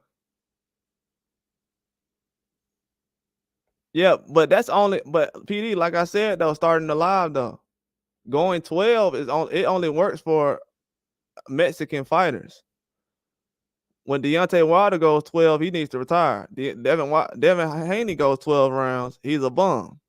You know what I'm saying? And Munguia got dropped and he went 12 rounds. Isaac Cruz went 12 rounds. Yeah, it was a close fight, but at the same time, though, people act like Tank Davis destroyed him. And then that's another thing too. Like, Tank Davis had a late replacement. So people have to realize a late replacement is one of the best names on Tank Davis' resume. A guy he wasn't even supposed to fight.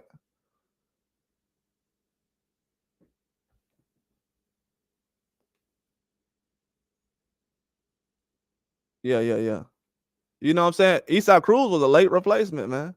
That's my thing about Tank Davis' resume that kind of messes me up. It's like, bro, hold on.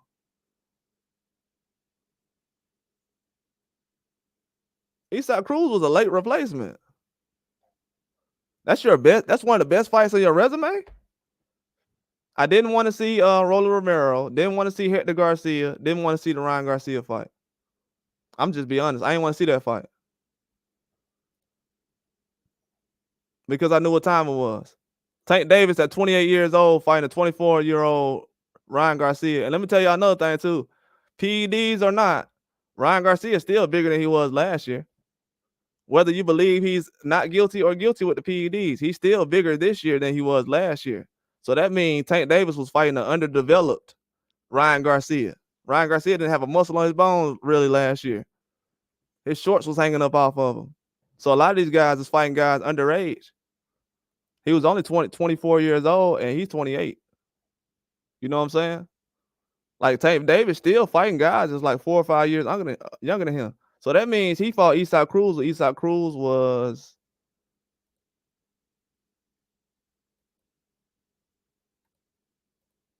how old was Isaac Cruz? How many years ago that was? It was in December, the end of the year, so it's really like 2022. So that was 2 years ago. So Isaac Cruz was 23.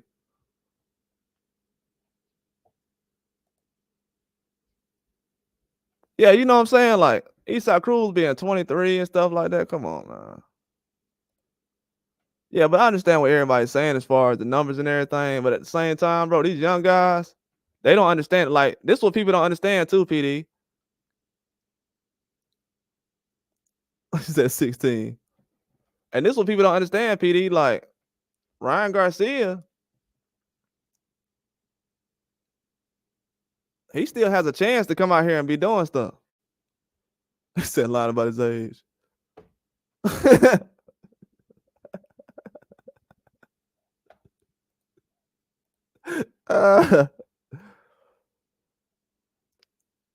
No, but for real though, man, a lot of this stuff that be going on in boxing, it's kind of like self-inflicted, man. Like, y'all see how I brought up, let me tell you, PD, I'm gonna tell you, give you an example. I just brought up Jerron Ennis' name with Virgil Ortiz. I ain't even say Terrence Crawford. I just brought up Virgil Ortiz and Tim Zoo, and look how crazy it got. And I just said all facts. That's why I don't like talking about American fighters no more. Because people be sensitive like American fighters is really out here doing what we need to right now. We fighting sparring partners, bro. If we doing the same thing with the fighters I'm complaining about, I'm gonna call it out. I don't care if it's Tank, whoever it is. If you ain't doing what Tim Tszyu doing, if I go down Tim Tszyu resume, dude's resume ain't even better than Tim Tszyu or Eastside Cruz. Tank Davis, the best thing he got on his resume is what? Eastside Cruz and then Barrios. People talking about, yeah, he beat Barrios. Bro, if Barrios went out there and actually went out there and beat Ugas, nobody was giving Tank credit for beating Barrios until Barrios beat Ugas. And now, if you look at Tank Davis' resume, one of the best names on there is Mario Barrios. Why? Because he beat Ugas. But before that, they was talking about how he got destroyed by Tank and Keith Thurman. But now, after 2 losses, that's why I said when they need somebody to be on somebody's resume, then they'll consider, oh, but he beat so-and-so. But if another fighter like, I don't know, any other guys, if they have 2 losses, people will say, well, he got 2 losses. He lost to so-and-so, so-and-so. That's another thing, too. People use guys who have multiple losses on certain people's records, and then certain people, they don't. Like, bro, if you're a boxing fan, if you're giving Eastside Cruz credit for being on Tank Davis' resume, what you think Sean Porter's resume looks like? People say, oh yeah, we don't give Terrence Crawford credit for the Sean Porter fight. Bro, do we know who Sean Porter actually fought? Like, Americans is tripping, bro. I'm telling you. In American boxing, this is why we'll never go nowhere. I'm gonna give y'all an example right now.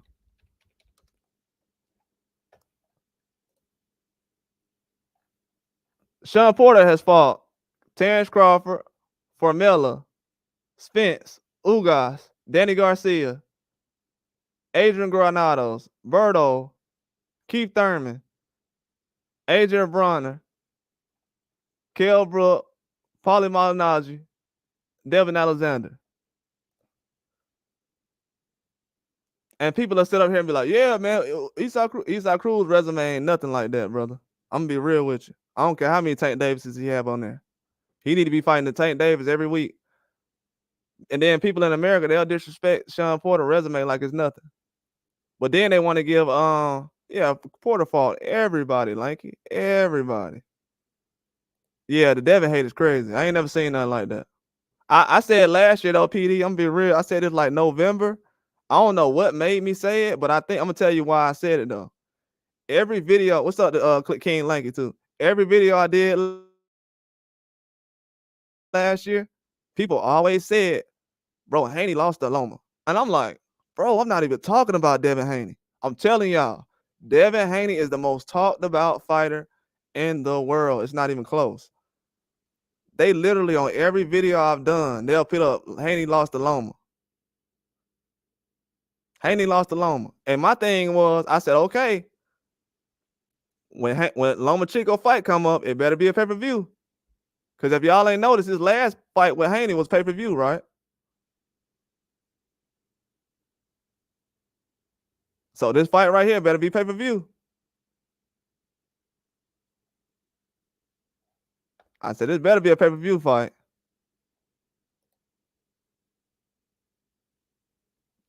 Loma got one pay-per-view, man. And that's what is and with Devin Haney. Yeah, Porter fought everybody, man. But in America, though, that's why I don't know if my channel gonna be able to make it in America. I might have to start covering Japanese fighters or something the same way. Like, what's crazy is I'll say the same thing about Japanese fighters, they don't say nothing. I'll say the same thing about Australian fighters, they don't say nothing. Mexican fighters, they don't say nothing. To be honest with you, I'm gonna be real with y'all. Mexican fans actually understand what I say more than American fans do.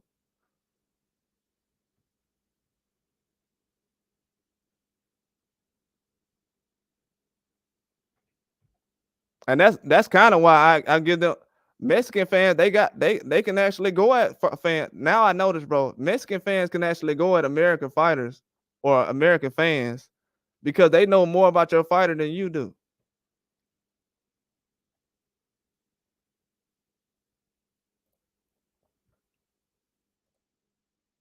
Yeah, Porter Warrior, man. It's the disrespect for him is crazy. I seen a list last night. I don't know where I got it at. It might be on my phone.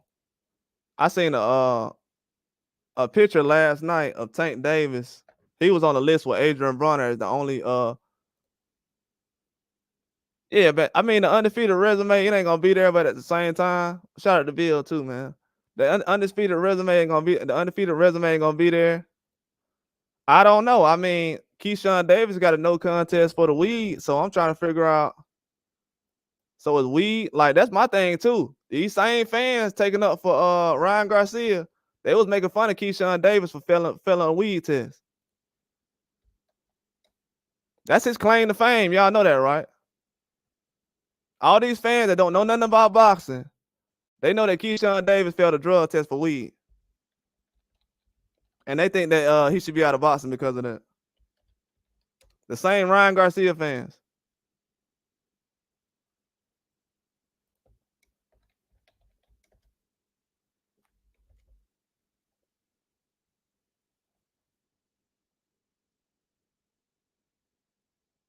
Somebody says I'm lost.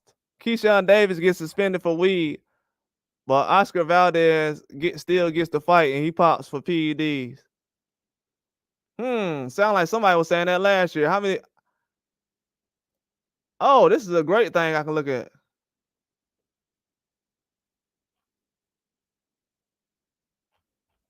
Keyshawn Davis suspended for weed.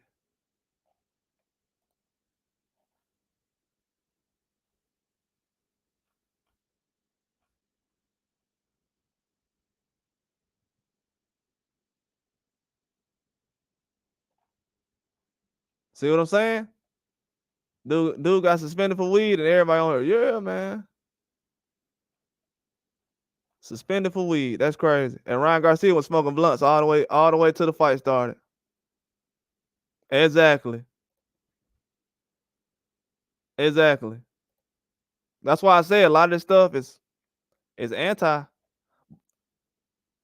But I don't know if y'all know this though, but this is real talk too. Mike Tyson gotta actually stop smoking to actually have the fight. And I know everybody think Mike Tyson is a super pothead and everything else. He actually has to stop. This is breaking news too. Mike Tyson actually has to stop smoking weed to actually have the fight against Jake Paul, since people don't think he's serious about the fight or whatever.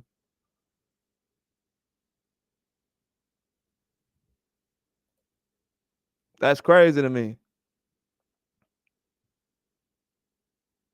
That's crazy.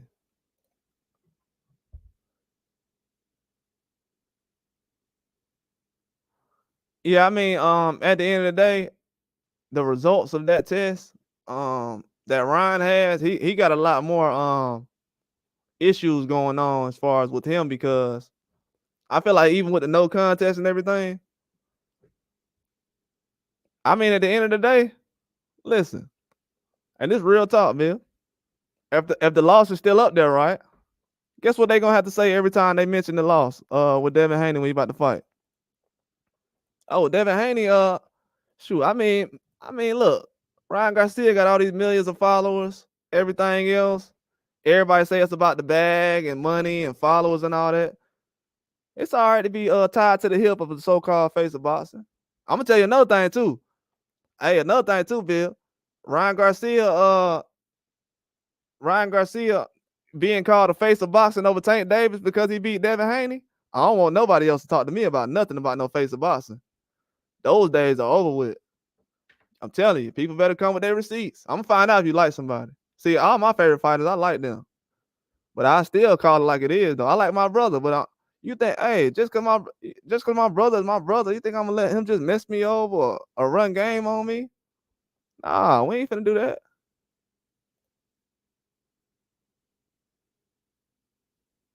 Yeah, it is a permanent stain. I think it's done more. Lanky. I think it's actually done more to help than actually hurt.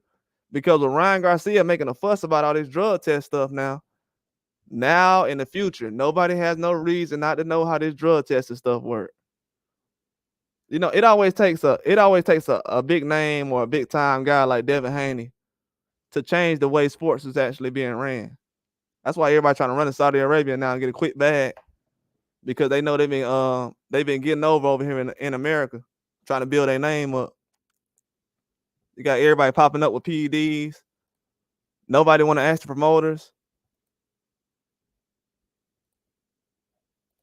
You know, Oscar De La Hoya, he can still fight. So anybody ask Ryan Garcia ask Oscar about some PEDs right now, they might get swung on. So that's the reason why you don't really hear about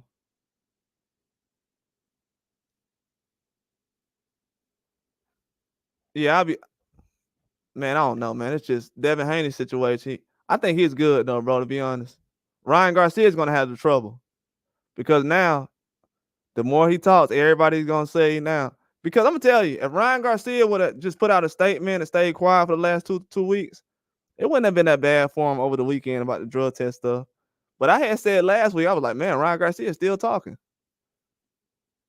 I had stopped posting about it. I posted about the fight for about 3 or 4 days after the fight happened about Ryan Garcia. I gave him his just due. Nobody really cared about that. After the fight, people were talking about Devin Haney more than Ryan Garcia. That kind of hurt my feelings. I'm like, okay, so Ryan Garcia is the face of boxing, but we're not talking about him. So wow, you know what I'm saying? Why do we fight? Why do we have to fight?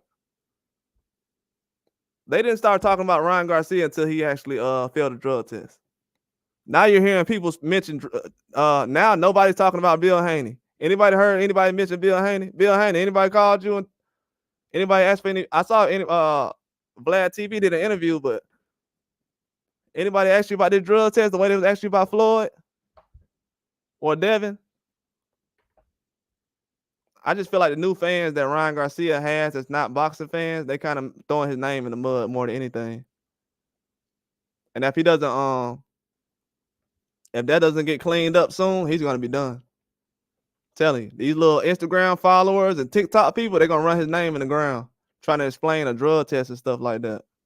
He kind of knows that it's gotten too much out of hand.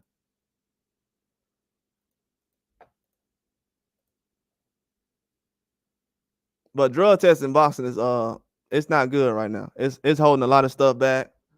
We got a lot of people dying. We just had a guy in Africa pass away, a fighter in Japan pass away. This is happening all over the place. This sport is not a joke. This is not MMA. Bro, MMA, they they do a lot better job with handling stuff. That's why I said when people was making a big deal about the Tim Tszyu blood in the fight, I said they never seen an MMA fight. That confirms that. And then with guys not taking damage and stuff like that in fights, a lot of guys do have PEDs in certain fights. I know one thing. I seen an MMA fighter yesterday that Conor McGregor called out. The dude who tested for the same PEDs as Ryan Garcia, right? He jumped in another guy's comment section, but he didn't jump in Conor McGregor's comment section. These dudes are cow. I'm explaining to y'all. The MMA guy that Conor McGregor called out, he was so scared to respond to Conor McGregor that he hopped into somebody else's comment section because he was scared of what Conor McGregor's fans will do to him. And these YouTubers the same way. Instead of them telling the truth, they're scared what the fans gonna say to them, so they'll be like, "Oh, I'm just gonna agree." As y'all can see, bro, I've been giving Ryan Garcia credit for the past 6 months, man. And what's crazy is people didn't start giving me all kind of energy or backlash until I start disagreeing with what Ryan Garcia said last week. Now, mind you, when he was doing all that crazy stuff during the fight, I was agreeing with all that because I knew what he was doing. But now, when it started to be a whole nother situation with PEDs, now everybody wants to be like defensive. No, it's not going to be defensive. It's not going to be a long conversation to have, though, as far as these PEDs. Soon it's going to be over with. Trust me. Ryan better pray it's over with because more and more as the days go on, and I'm going to tell you something else, too. For that Ryan Garcia fight to not be so big, bro, they still talking about that. They're getting a lot of views off of it, too. Most people on the internet don't even watch. That's why I know, bro, like, I don't know if YouTube is a safe place anymore for any kind of truth. I think YouTube is more of like Fox News, the business, the industry, the elites, what Ryan Garcia talking about, because most of these videos that's popping up about Ryan Garcia, they're not even boxing channels.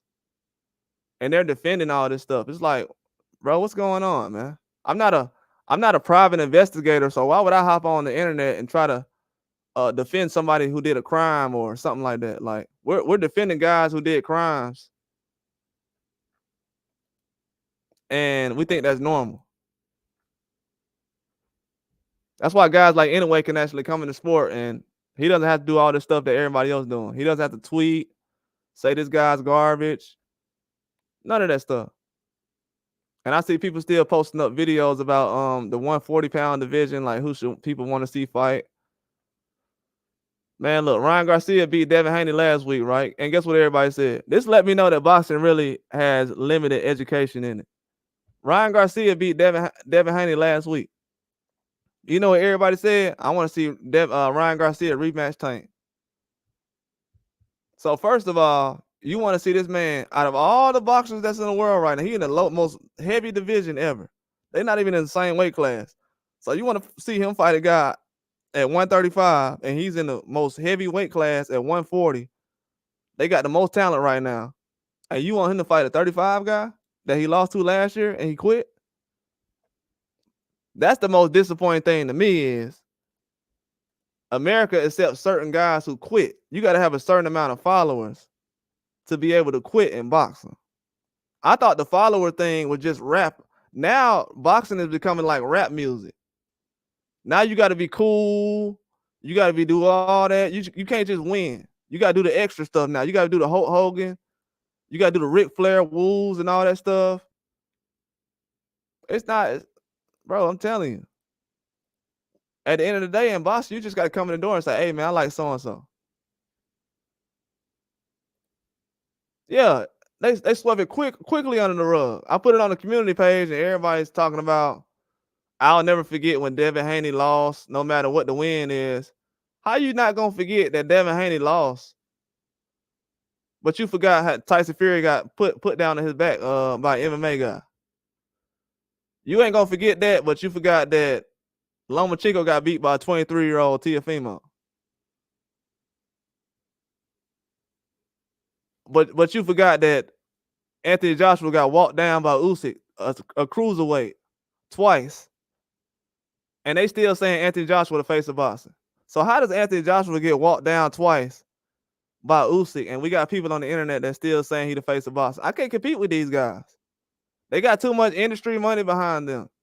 You got guys saying Anthony Joshua is the face of boxing. Who's paying these guys? And they getting thousands of followers and likes. Who's actually paying these guys? And what is boxing actually about? And people wonder why Mike Tyson saying, F you, I'm going to do what I want. And you know what's crazy? I made a video about this last year that nobody else said. I said, how can Triple G do whatever he want, but Mike Tyson can't do whatever he want? Mike Tyson's the one who helped create the pay-per-view. If you think Steve Jobs created the iPhone, guess what Mike Tyson created? What you think that made more money over the years, the iPhone or the pay-per-view? Because you know pay-per-view was in UFC too. So what you think made more over the years, pay-per-view or iPhones? Let's think about that real quick. Because I just heard Anyway a couple of months ago saying, oh, I don't have to go to America for the pay-per-view system no more. He said the pay-per-view system. Yeah, it's just a popularity game. It's just a popularity game. I've learned that over the years. It's just a popularity game. You know what I'm saying? I ask simple questions on this channel, and it's not really a huge. I just try to make sense of everything. It's not really a huge argument or a back and forth on this channel with me. See, most people don't want to realize what's going on in boxing. Boxing is hard to kind of keep up with, man. Like, to be honest with you, it's a lot of, bro, to be honest with you, boxing is like Real Housewives type stuff.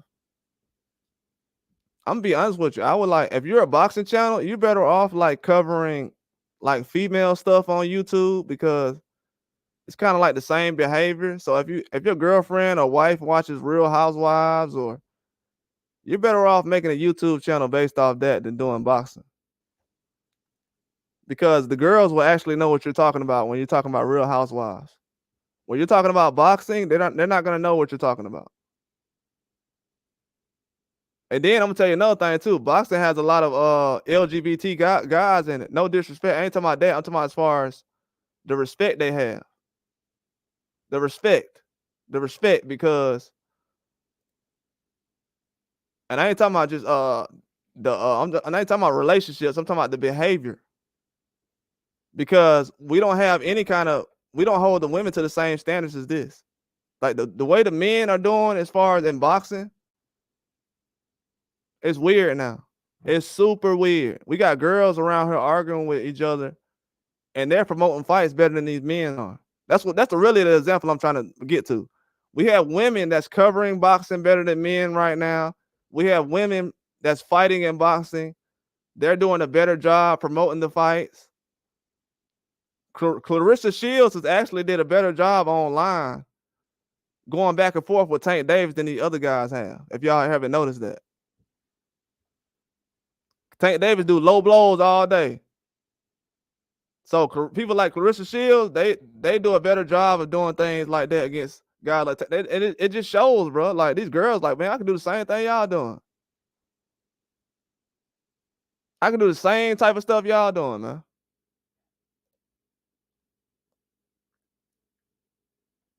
Why do I keep calling Ryan a quitter? I thought that's what taking a knee means in boxing. I don't know. I thought taking a knee in boxing means you quit. I didn't know. Maybe I'm new to boxing. Maybe I gotta learn some more. I thought taking a knee means you actually quitting the fight. My bad, Lanky, he was talking. Yeah, Conor McGregor's on a three to four losing streak. Hey, you know, at Lanky, I'm glad Lanky said that. Lanky, guess what they said about Conor McGregor, Lanky? Lanky, guess what they said? I'm glad Lanky said. I don't know if you was here the other day, Lanky. They said Conor McGregor on steroids. Conor McGregor ain't failed a test yet. So they threw Conor McGregor under the bus for Ryan Garcia. They said Conor McGregor does steroids. Then he get punched in the ribs. Everybody gets punched in the fight, Johnny Durag. What do you consider quitting in boxing? How does somebody quit in boxing? So let me ask you that question. So what do you consider somebody quitting in boxing look like? What does quitting in boxing look like? If you said Johnny Durag, if you said somebody quit in boxing, what would that mean he did?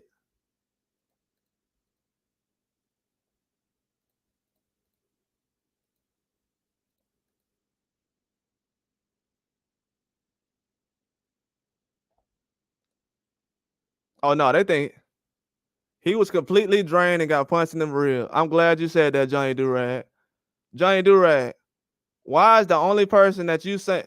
So how many boxers have you seen drained before? So how many boxers have you heard of being drained? So is Ryan Garcia the only fighter you actually heard of being drained?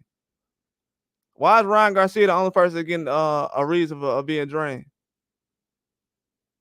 Duran quit versus Leonard. Nobody brings up Duran quitting versus Leonard.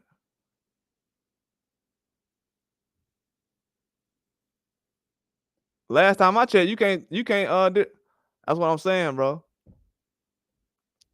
Why is Devin Haney getting treated like he quitting the fight then? I'm glad you said that, Johnny Durag. Johnny Durag, why are you giving more why are you giving more credit to a guy who quit than a guy who actually went 12 rounds? Why is quitting glorified in America? I think that's a problem. I think to be honest with you, I think it's just anti-American. It has nothing to do with that. I've seen a lot of white guys quit and nobody said anything. So it's just anti-American. I mean, it's cool.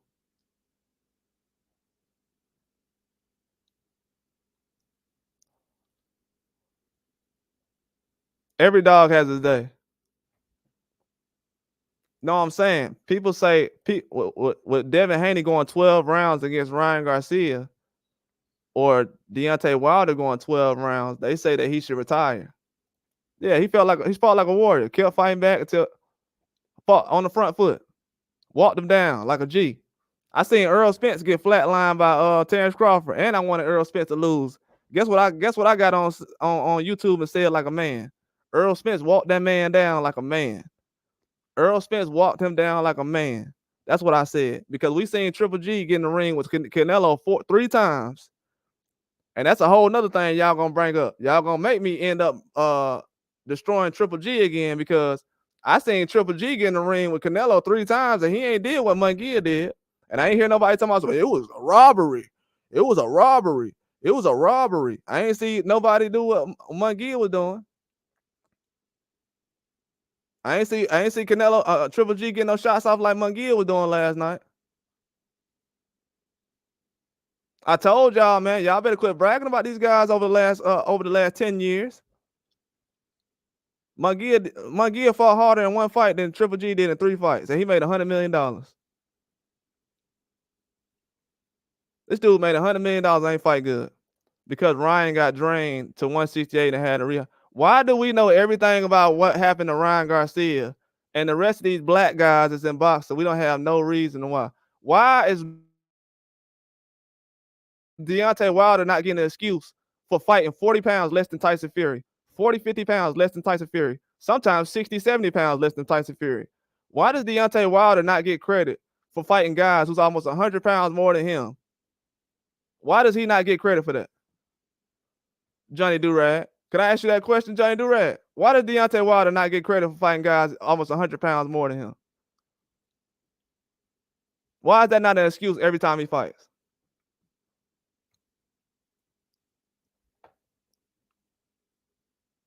No, it has nothing to do with beef. It has something to do with biasness. That's heavyweight. Appreciate it. End of the story. End of the story. Have a good day. Like I was saying, I tried to show you some attention. You just proved yourself. You just proved yourself. Just proved yourself. It's probably a Ukrainian or some kind of YouTube page around.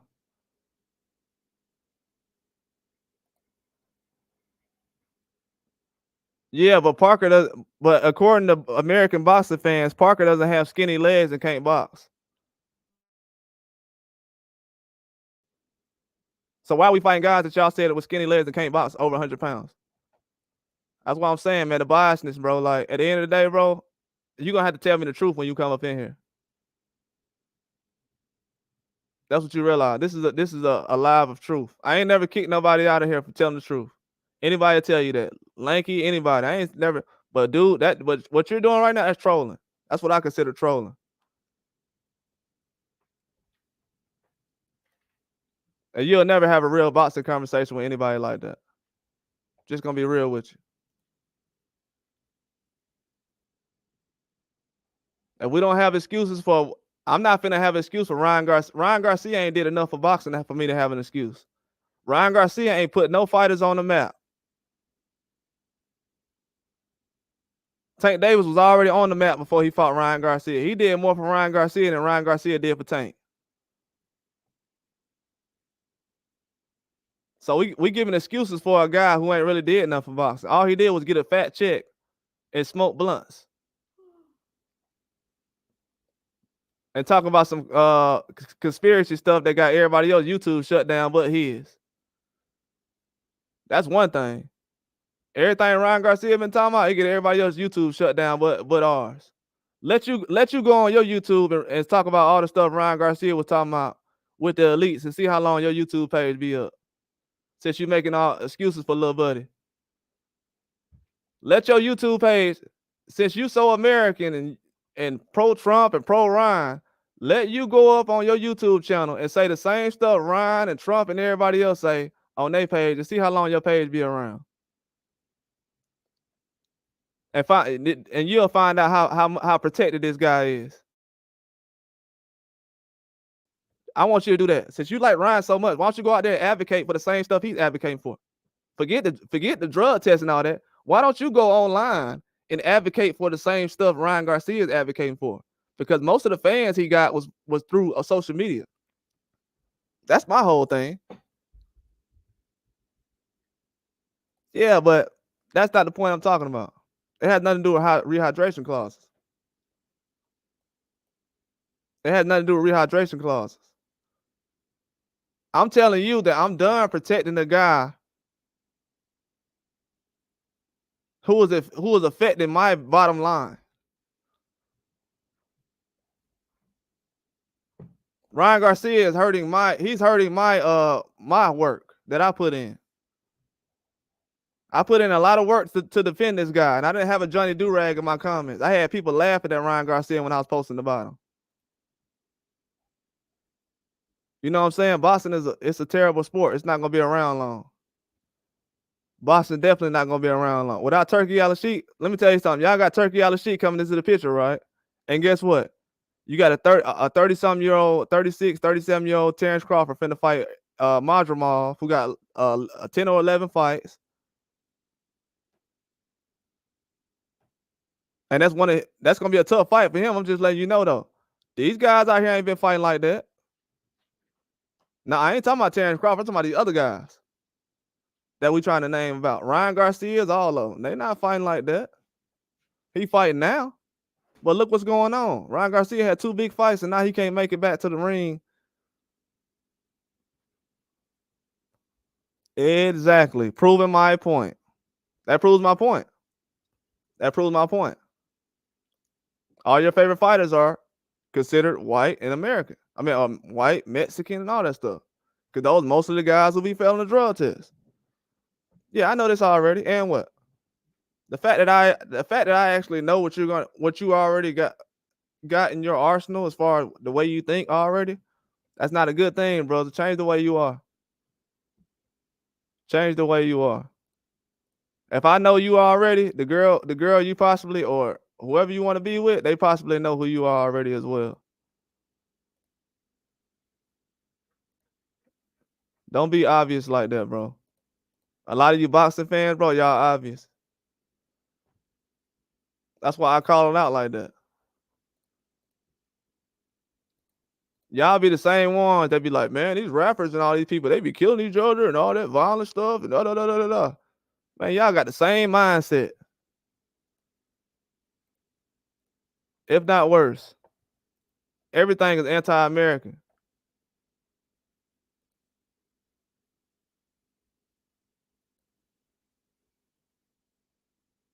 Everything anti-American.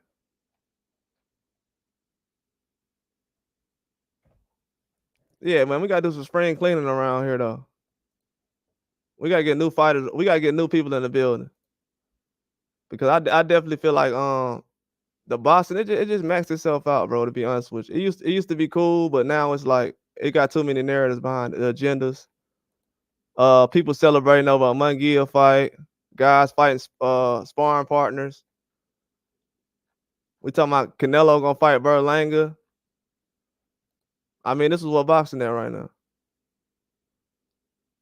You said all races fail drug tests. Bro, James Toney, Roy Jones, those guys haven't fought in what, 20 years? As a pro, really? I know Roy Jones fought recently, but come on, man, that was like 20 years ago.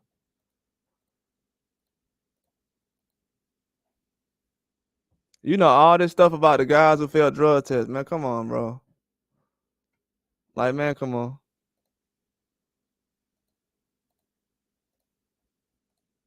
Yeah, man, boxing is it's becoming a sport it's full of sellouts, man. That's why I gotta figure out who really is really down and who's not. Because people it be people that coming around, bro, they don't really rock with your boy like that. And I be finding out too.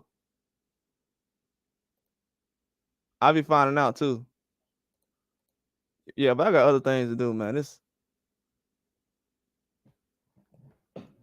This boxing stuff getting played out, bro. Y'all enjoy arguing over Ryan Garcia, what he did and didn't do though. Enjoy that.